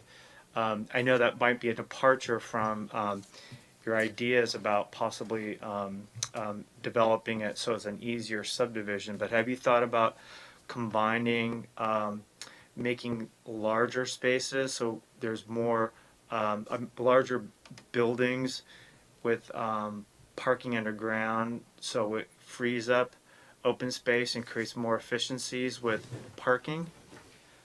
The only places where we see underground parking for a true podium where parking's underground and then you build up from there is when you have like the 100 to the acre range in other areas. So with this density range prescribed, that wouldn't economically pencil, in all honesty. And the only times that we've ever pursued waivers or concessions on going below the parking requirement is when we physically can't find a way to meet it. But with our concept right now and with refinements, we have no doubt that we'll be able to meet the parking requirements for the 1.5 per unit and the 25% for guests, if I recall what the requirement is. So if we don't need to pursue lower parking to accommodate the development, our preference would be to keep and meet the parking requirement. I wasn't thinking so much as underground parking. I was thinking of parking at grade and then having the building step up and having a common parking area as opposed to having individual parking spaces. That would give maybe the opportunity to actually create more parking, because there probably is going to be a parking issue. And so instead of looking at these long buildings with open space areas that are created, that you look at maybe combining those buildings, so you know it's not so much a townhouse type of look, but it's more of a larger complex with parking at grade and access through, say, for example, a garage or something like that, and then having some of the units step down so that there are some units that have like open spaces that affront it. It just looks, there's right now there's units that each one of them has open space, and not every unit has access to that open space, at least based on what I'm looking at. So I'm just trying to throw in a different formula where maybe some of the masses of the buildings and the units are in a larger combined space that might free up the ability to create more parking instead of having individual parking pods, and it would also improve open space and provide maybe more opportunities for common area. I think some of the commissioners were talking about creating larger, more usable common areas. You bet. Yeah, while we look at potential revisions to the site plan to address as much feedback as we can, we'll certainly look at that. Okay, thank you. You bet. Thank you. Is it at all feasible, not arguing the density, but looking at the structures, I have no idea what the groundwater situation is there, but any possibility of putting parking at least half below grade and then actually having 3 flats, allowing you to still get your density, but then creating a lot more breathing space because now you've been able to capture that 55. Mm-hmm. Yeah, no, it's a great idea. We've seen that on other properties throughout the Bay Area as well. We'll add that to the pin board of the potential concepts and ideas, but I'm staring at our site plan here based on everything we're receiving, and I think we'll have no doubt in my mind to be able to provide more of that open space that everyone is seeking through means and methods that way or any other alternatives. I think the idea of possibly evolving it into condos too, the more opportunity you can capture at the front end of creating these wonderful outdoor spaces, will be able to sell the condos if that market is created down the road. I think a lot easier when it is seen as a very spaces that you want to spend time in. Yeah, that are much more usable rather than just green passageways. I definitely hear what you're saying. Just a quick thought. So the idea of saving the original Spanish style 1930s structure and saving the existing oak tree are mutually exclusive? It's one or the other? Yeah, it's one or the other to maintain access. Okay. Chair, I don't know if you can see me. Oh, I sure can, Larry. Please. I'm referring to your, what you call the image board Yes, sir. that was in our packet. And I just want to say that I'm not at all against the idea of examining an entirely different style for this structure. You've done the Olivia Apartments. I think, I don't mean to minimize it, but you know, you've been there and you've done that. And on this image board, you've got, for example, in the bottom row, the second picture from the left, what looks to me to be a much more modern approach, and what to me looks like an apartment building as opposed to townhouses. And I'd like to suggest, along with the other idea I had of taking your townhouse concept and kind of turning them into horizontal and perpendicular orientations, is actually borrowing from some of the other ideas I've heard here, and actually creating a larger building that has more units in it, where you could have the ground floor parking rather than being associated with individual units with individual garages, but you create a common parking garage for the entire building, where people get assigned spaces by numbers, which is very common in larger apartment buildings, and go to a real multifamily apartment building notion here rather than these kind of row houses, which, you know, each of which have to have walls and constrict to an extent the amount of parking you can get in a structure, because you've got a garage dedicated with its own space and its own walls and a bigger structure that has, you know, combines the volume of two of these buildings that you've put together.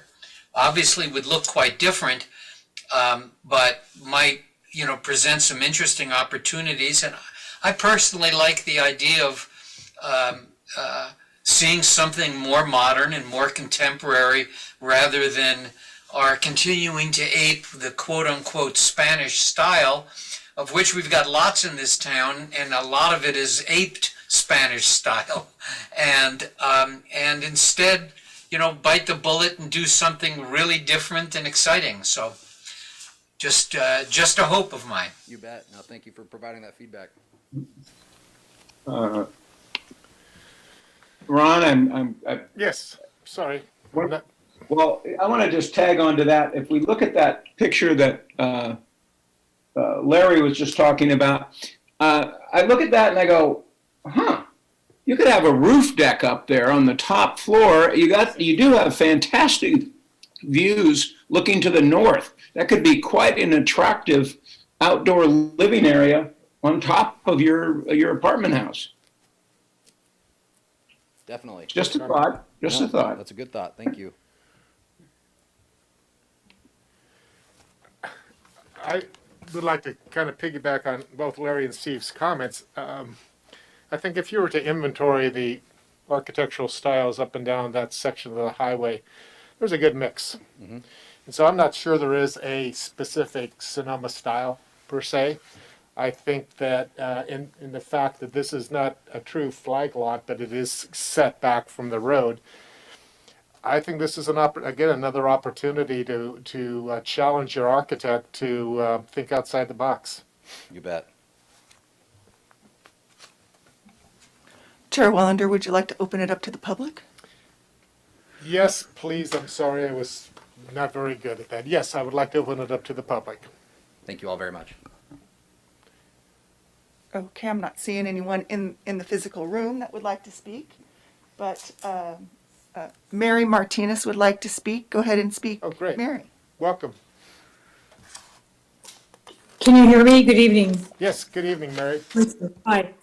Thank you for all of your work. It's been a long evening. I wrote a letter. I don't know whether you received it. It was kind of late today, but I only saw this project this afternoon. I have serious concerns, which I'm not sure the city of Sonoma thinks about, but Sonoma Highway 12 right there is an exceedingly busy highway. It is the main ingress and egress to the Sonoma Valley, not only for Sonoma citizens, but for citizens that live in Glen Ellen, up as far as Santa Rosa. We are living through a serious fire season. And does Sonoma really think that it's necessary to do a project of this scale with one driveway onto Highway 12 at that particular location? I just went this evening to Park Point. You may know of it. It's in the Marketplace Center there. And then I went to get gas at Jolly Wash. That intersection right there is exceedingly busy.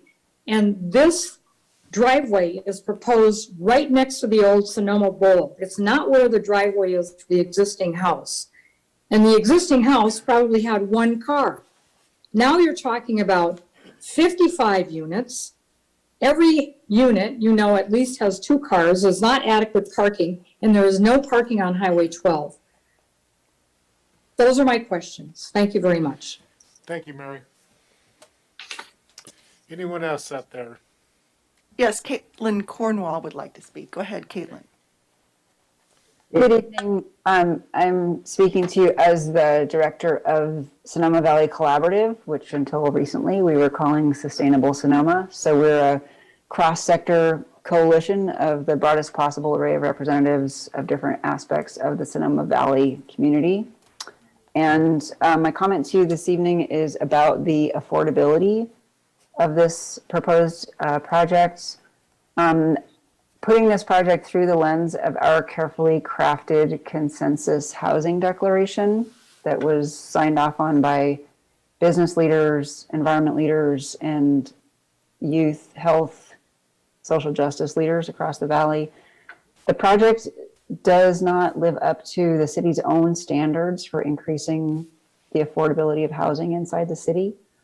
The city's own standards include things like the City Council vision statement in 2020 that housing is available and affordable to the residents and the local workforce. There's also a vision statement from the general plan that says ours is a diverse community where residents and their children can and want to remain. And most particularly, the Housing Opportunity Site zoning district is meant to, quote, provide areas suitable for low and very low income households and for high density attached housing types. So just requiring 25% of these apartments to be affordable is in no way going to help with the housing affordability problem that we have in the city. Right now in our zip code, 95476, a full-time worker has got to earn $38 an hour to afford a market rate 2-bedroom apartment. And many, many of our workers do not make that, will not make that. So we would urge the view to require that a majority, if not all, of the housing units that are put on this site by this project or some other to be affordable, to be subsidized affordable below market, because there are so many people in the city that were left behind by the current housing market. We'd also urge you to look at options to make affordability on this site be permanent. The Housing Land Trust of Sonoma County is an example of a really successful model where ownership of the site is retained by a nonprofit, charitable, or government entity so that the cost of the housing units is much, much lower. Those are our initial thoughts on the project, and we'll probably come back later with more specifics once more specifics are ironed out. Thank you. Thank you, Caitlin.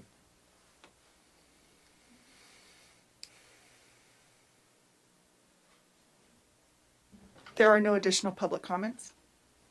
Okay, I'd like to bring it back then to the commission, close the public and bring it back to the commission. Mr. Chair, while you're deliberating, I've asked Wendy to pull up the housing element. As was referenced, it's not a housing opportunity zone. It's an opportunity site. And I know in the element that we have right now, there's a certain density per acre. And I just consulted with Trent. He may know the numbers off the top of his head, but we're going to pull up that diagram that kind of shows the anticipated units back in the housing element to see how the 55 units relates to what's in our housing element. So if you'll give me a couple of minutes, we'll get that information for you. All right.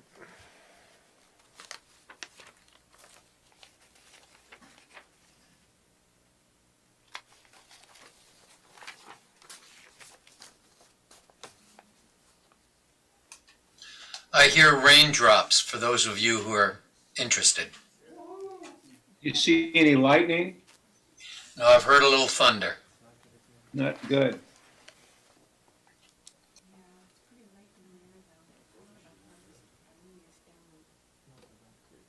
And Mr. Chair? Yes, sir. I just, in response to one of the comments Caitlin made, unless I'm mistaken, and David Storer can correct me, affordable units included in a project under an inclusionary ordinance as of fairly recently, it's my recollection that those units are in fact affordable in perpetuity, are they not? He's searching for something right now, Larry, so he may not have heard that. Sorry, can you repeat the question? Sorry, Larry. Commissioner Barnett. I'm sorry, David, if I'm interrupting you. No. I was saying that the units under the inclusionary requirement now are affordable in perpetuity. Yes, sir, that is correct.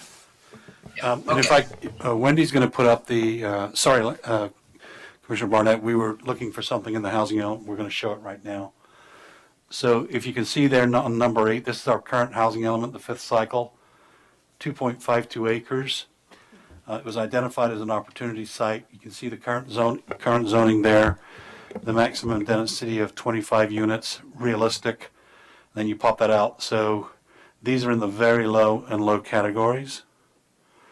So this would be, the question is, when a developer comes in, will they be marketed to that? Can we require that? And the answer is no, but we do get the 25% based on the current ordinance of the city.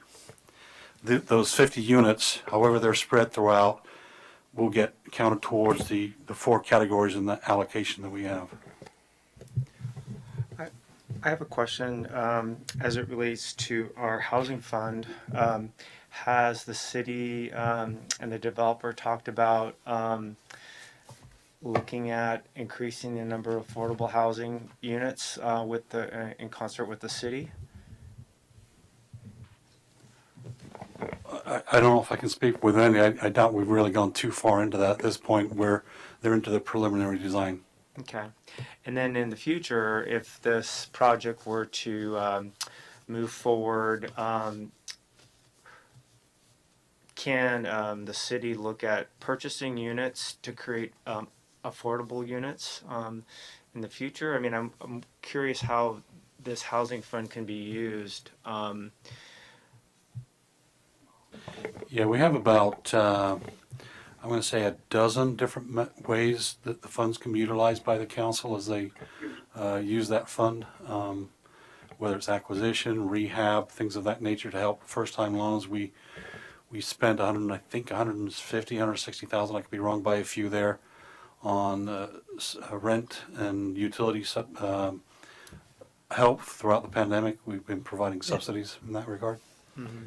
But not working with developers and subsidizing. Not at this point, other than the Saha project, where we had the land component. But no, that's certainly some options that are out there, and that's really something we can discuss. I can tell you that we don't have an awful lot of money in the housing trust fund at this point. There's not been a whole lot of development over the last year. I do know that there might not be funding right now, but there could be in the future, and in terms of cities like land banking or buying units to contain an affordable component. So that's basically the city using their funds to land bank units or. Yeah, leverage is, I think, the word I'm struggling to say, yes, but that's exactly one of the purposes of the fund, is to utilize money to create leverage. I mean, for example, the land cost is the greatest thing that we face, and then being able to use that money in cooperation with other money, and especially with the developer as well, that's certainly an option. Thank you. Yes, please. Okay. Thank you for the presentation. A couple of things that are just I wanted to ask about, or at least raise an awareness on. I want to echo what Mary Martinez said about the concern about the one access. That is a worrisome situation. And I don't know if there's the opportunity to do something synergistic with the commercial building on the north side, but I would love to see that explored, to see if there was some kind of safety gate or something put in if the need ever should arise. So that's something that I would definitely encourage you to do. Wondering about the height of these structures relative to the neighboring properties, particularly I'm thinking of the ones on Robinson Road. There's a parking area that you show in your diagram that is kind of a buffer between the structures and those houses on Robinson Road. But if these are going to end up being a garage, then 2 levels, we've got 3-story homes looking into the backyards and windows of those houses on Robinson Road. And if I lived there on Robinson Road, I'd be extremely worried. So I just would want to see what the plan is for that, make sure that anything that comes in here, that it's not so disturbing to the neighbors that are there already and respectful of their privacy and their space. So that's something that I'm worried about and would like to know about. And then lastly, I just wondered, what's the status of your project on 5th Street West? Is this an alternative, or are you doing both? Okay, thank you. Tongue in cheek, there may be a requirement in the future that if a developer develops so much in a community, he's going to have to reside in the community that he builds. So just keep that in mind. Mr. Chair, you could probably, it'd be helpful for me just to hear from Trent while he's here. Have you had any conversations, Trent, with the fire department about ingress and egress and access in and out, maybe an emergency ingress and egress? From all of our recent experiences and our understanding of the code, this does meet ingress and egress requirements from road width, and then making sure that there's the fire turnarounds within, and every building will be sprinklered. So from our understanding, it is compliant as is.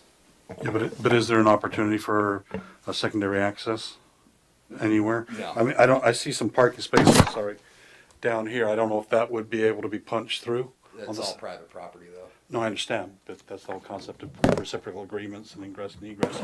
I mean, I think that's what I've heard the commission, mention. Yeah, right now, it's not an option, though. Okay. Because there's no easements or any use by right to be able to punch anything through. I would need to negotiate if possible.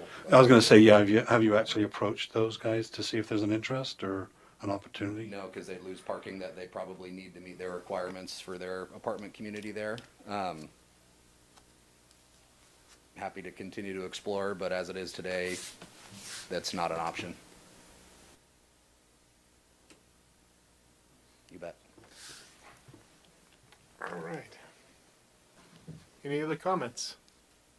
I would just continue to encourage you to have conversations with all of the neighbors and make sure that this is thoroughly explored in the neighborhood level before it ever comes to us. Thank you.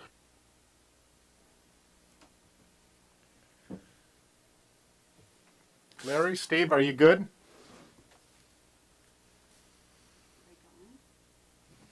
They're so good. Sounds. Tag on to something Sheila mentioned, and I haven't looked at the site plan to see if this is even feasible, but it occurs to me that that Sonoma Bowl property to the north has a lot of parking spaces that are vacant at night because it's a day commercial use.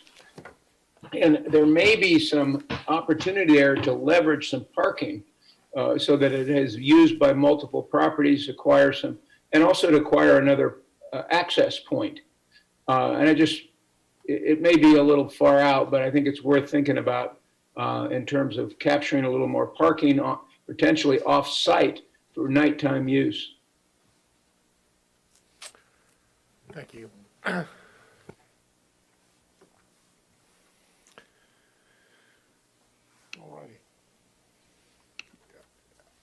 You got the best shot from us. I'm not sure we have much more to.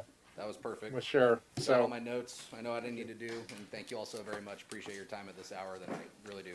No problem. Thank you. Okay. We are now under issues update. do believe that is Mr. Storr. Yes, but Mr. Chair, it's after 10 o'clock. You could actually vote me out of the island. Well, we could. Wendy's already offered her vote.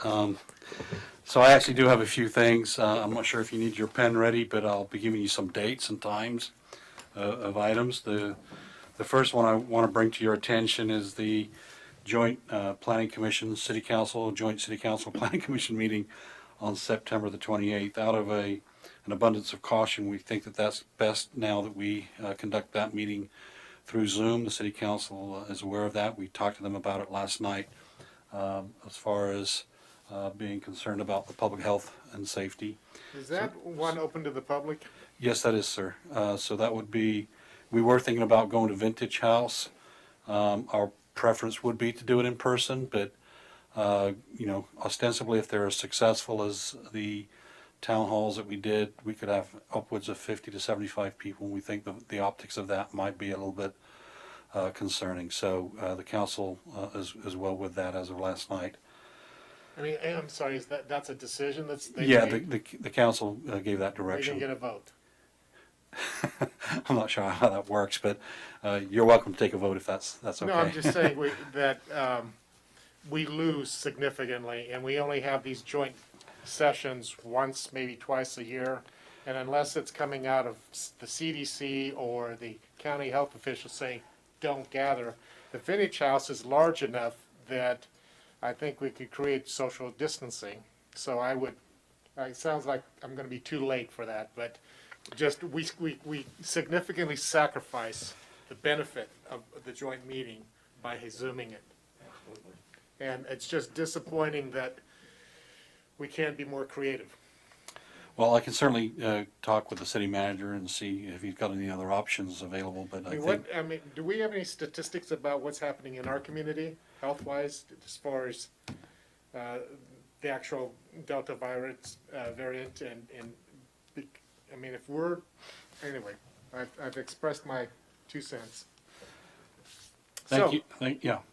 So I think, out of, again, abundance of caution for the public and the employees, I think that was the determination of the city manager and with the council as he presented that last night. In a perfect world, we'd love to have a town hall like we did and to engage the public. More so the concern we have is, do we put it off? But this is the housing element. We want to get that thing started, get our consultants on board, rather than canceling and waiting for this variant to ease its way out. Okay. Let's see, tomorrow there's a city council retreat that's open to the public at the Best Western here in town from 8:30 until 1:45. Doesn't sound like much of a retreat. Well, it's one where you can go and witness the discussions of the city council relative to future planning and things that are of importance to them and provide your input. What's the time again? That'll be from 8:30 to 1:45 tomorrow at the Best Western on the west end of town. On the, I believe it's the 22nd of this month, the Sonoma Valley Citizens Advisory Committee will be meeting as it does on a monthly basis. There is one item on the agenda that is of interest to the city, and that is the, you may recall the EIR that the county is preparing for 59 possible rezones throughout the county, of which 4 of those are on the south end of our town, known as the Merlot properties. These are 4 1-acre pieces of property on the west side of Broadway, south of Napa and Leveroni. And city staff has prepared a letter writing about the issues relating to potential increase in density on those properties, obviously raising the issue of water provision and such.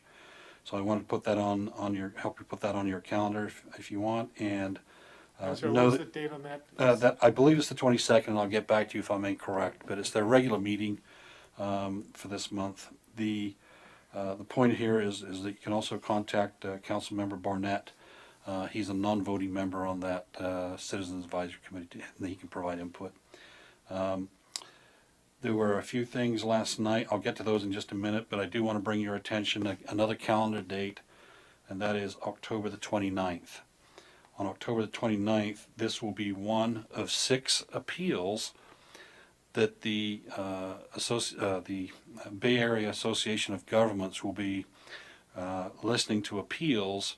Specifically, this is the 6th of 6th. It's on a Friday, location to be determined. Typically it's Beale Street in San Francisco. But that particular date is dedicated to the appeals from Sonoma County. There's 2 of them with respect to the regional housing needs allocation. The county has appealed one regarding 60 units relating to a land use situation with the city of Cloverdale. I expect that to be approved by ABAG based on the methodology.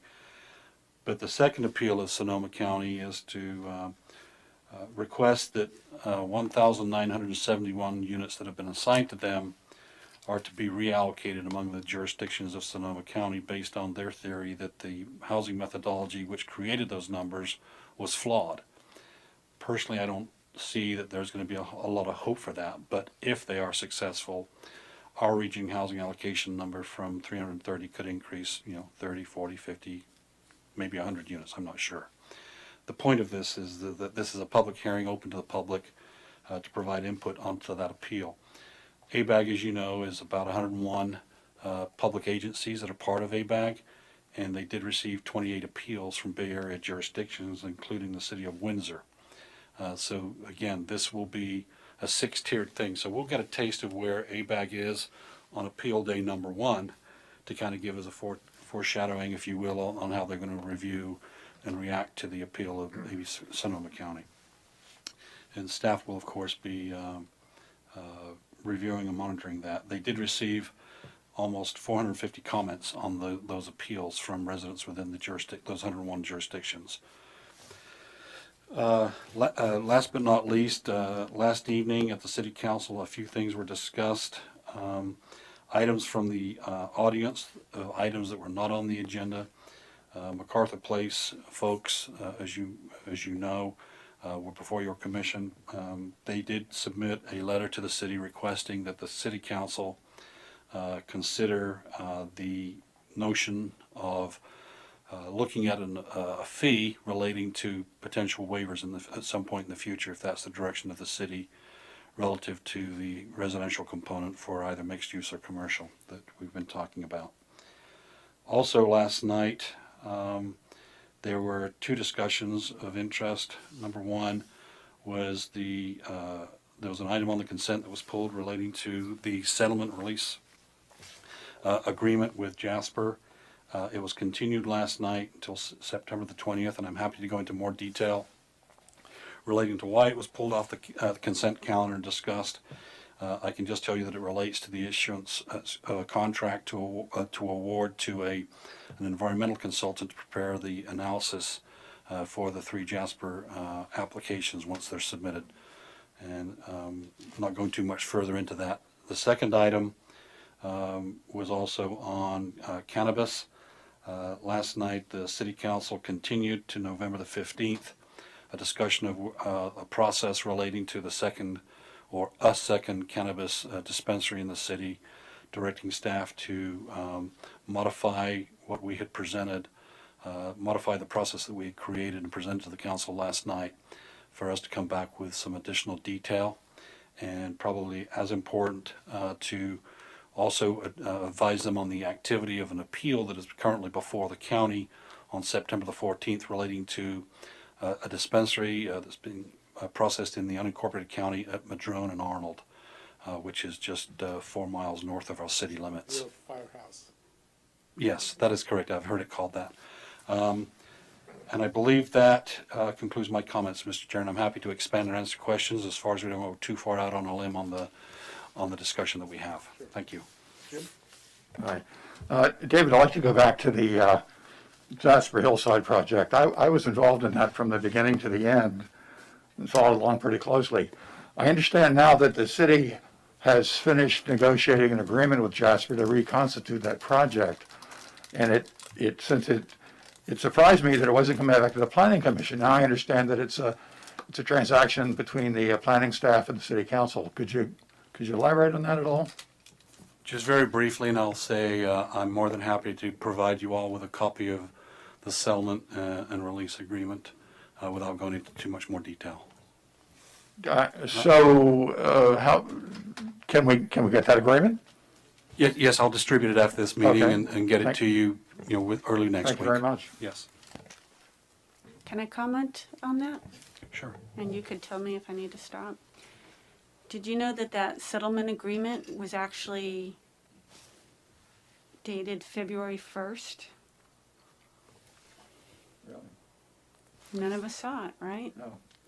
The other thing that it agrees is that on the lower lot, right above Art Barker Grandy's house, that they're allowed to have an 11,000 square foot pad, not the 5,000 square foot. Wow. Mr.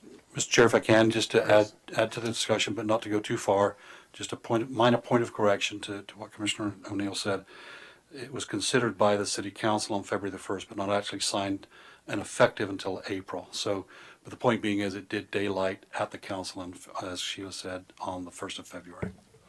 So it wasn't actually adopted. It was the motion was approved to adopt a resolution with that agreement, but the actual agreement itself wasn't effective until, I believe, mid-April.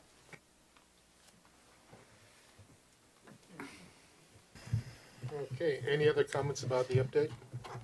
I just have more of a question for staff. I think I talked to Christina briefly about it, but it's come to my attention through people that live here in Sonoma that I know that the distribution building and warehouse for the Sebastiani Winery is now defunct and not in use. And in a bigger picture, that's a very valuable piece of property and has a huge number of potential opportunities on it. Is staff aware of this? Is this true? And if so, what, in terms of our zoning, right now I would believe it's really limited because it's restricted to just wine operations. So what are staff's thoughts about that, and if they've heard about it? Not until recently. What I can say is that, yeah, the zoning is the prescriptive land uses, and we can certainly look into that. I haven't been in any communication with the property owners. Wendy did some research for us today, talking about the limited nature of the uses within was it the wine district or something like that? And so the owners of the land would have to do something consistent with the zoning code unless there's a request to do a general plan amendment or some kind of rezoning. Okay. And are these kinds of things that we could talk about in our joint meeting with the Planning Commission and City Council? I think to the extent that you're talking about a housing element, and we have to find property to put our regional housing allocation, if this is potentially a site where housing could go, then yes, that would be a discussion. Okay, thank you. Okay, we are now to comments from the commission. Do we have any other comments? Larry, Steve, are you still with us? I've got to depart. I've got some things going Okay. on here at home I got to deal with. No problem. Thank you, Larry.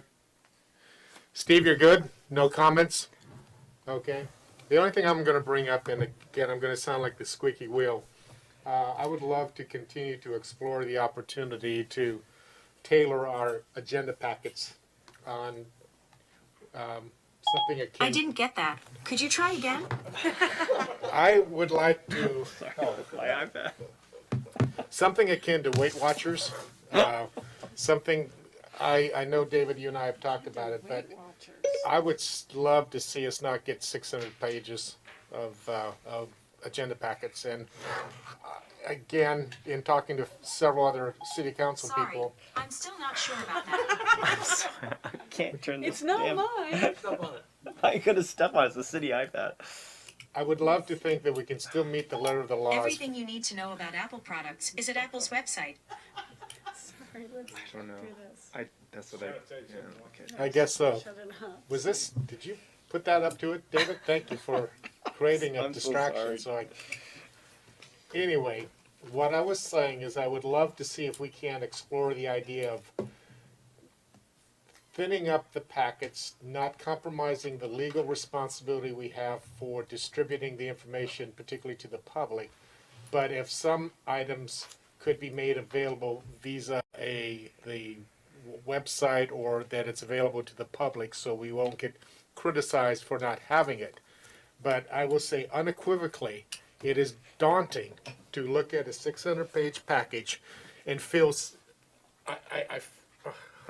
contrary to some of my comments, I'm a rule follower, and I feel like I'm obligated to read this stuff, and it is just, I just am struggling. Yeah, Mr. Chair, if I could just offer up, not necessarily a suggestion, but something to look at. As your role as a commission, when you get a packet from the design review, for example, you know, can that be put as part of your packet, but not part of the printed materials? A place for us to go. We'll explore that, because clearly, you know, their packets are pretty beefy at times too. Wendy can attest to that. She and staff do the copying and distribution, but if there's a way that we can legally meet the requirement of maybe having it in a public place, publicly accessible, and be part of the record, I think is the question. I defer to maybe a discussion David and I can have with Jeff to make sure that we meet the spirit and the intent of the law, while also having a bit of a haircut. I'm going to bring this up just because I wasn't going to, but I am now. It has to do with the Chevron dealership approval by the Design Review Commission. I encourage all the planning commissioners to look at what the Design Review Commission approved. And I had a chance, I've been flooded with all this stuff, but I try to look at what the Design Commission does, and I was not very pleased with what was approved. Where's Chevron? The Chevron dealership on Highway 12. Oh, Chevrolet. I'm sorry, like Chevrolet dealership. Okay. That's what I meant. Yeah. I was surprised by that as well. Yeah, I'm not pleased with it. So I just want the director to know that. And has that been, can that be appealed still? I believe we're past the appeal period, when you are we not? Yeah. Okay. Well. And why did that come before us? It was limited to design review and a sign review. There were no, nothing that triggered any exception, use permit, variance. Everything complied with the development code. Well, that's a perfect example of the irony between having the tea shop come before us, which was pretty minimal, and then having a significant piece of real estate that is on Highway 12, that the net product looked like something from the auto row in either Colma or Petaluma, and it's just disappointing. It's just disappointing to see that somehow our structure precluded us, and yet we had to deal with bubbles tonight, or tea tonight. So there's something I'd like to encourage us to make sure that we're as creative and comprehensive in the decision-making process as possible. Because I recall the Ford dealership and the painstaking efforts that the city did to not force, but encourage them to actually build something that was compatible with the city vernacular and whatever that is. But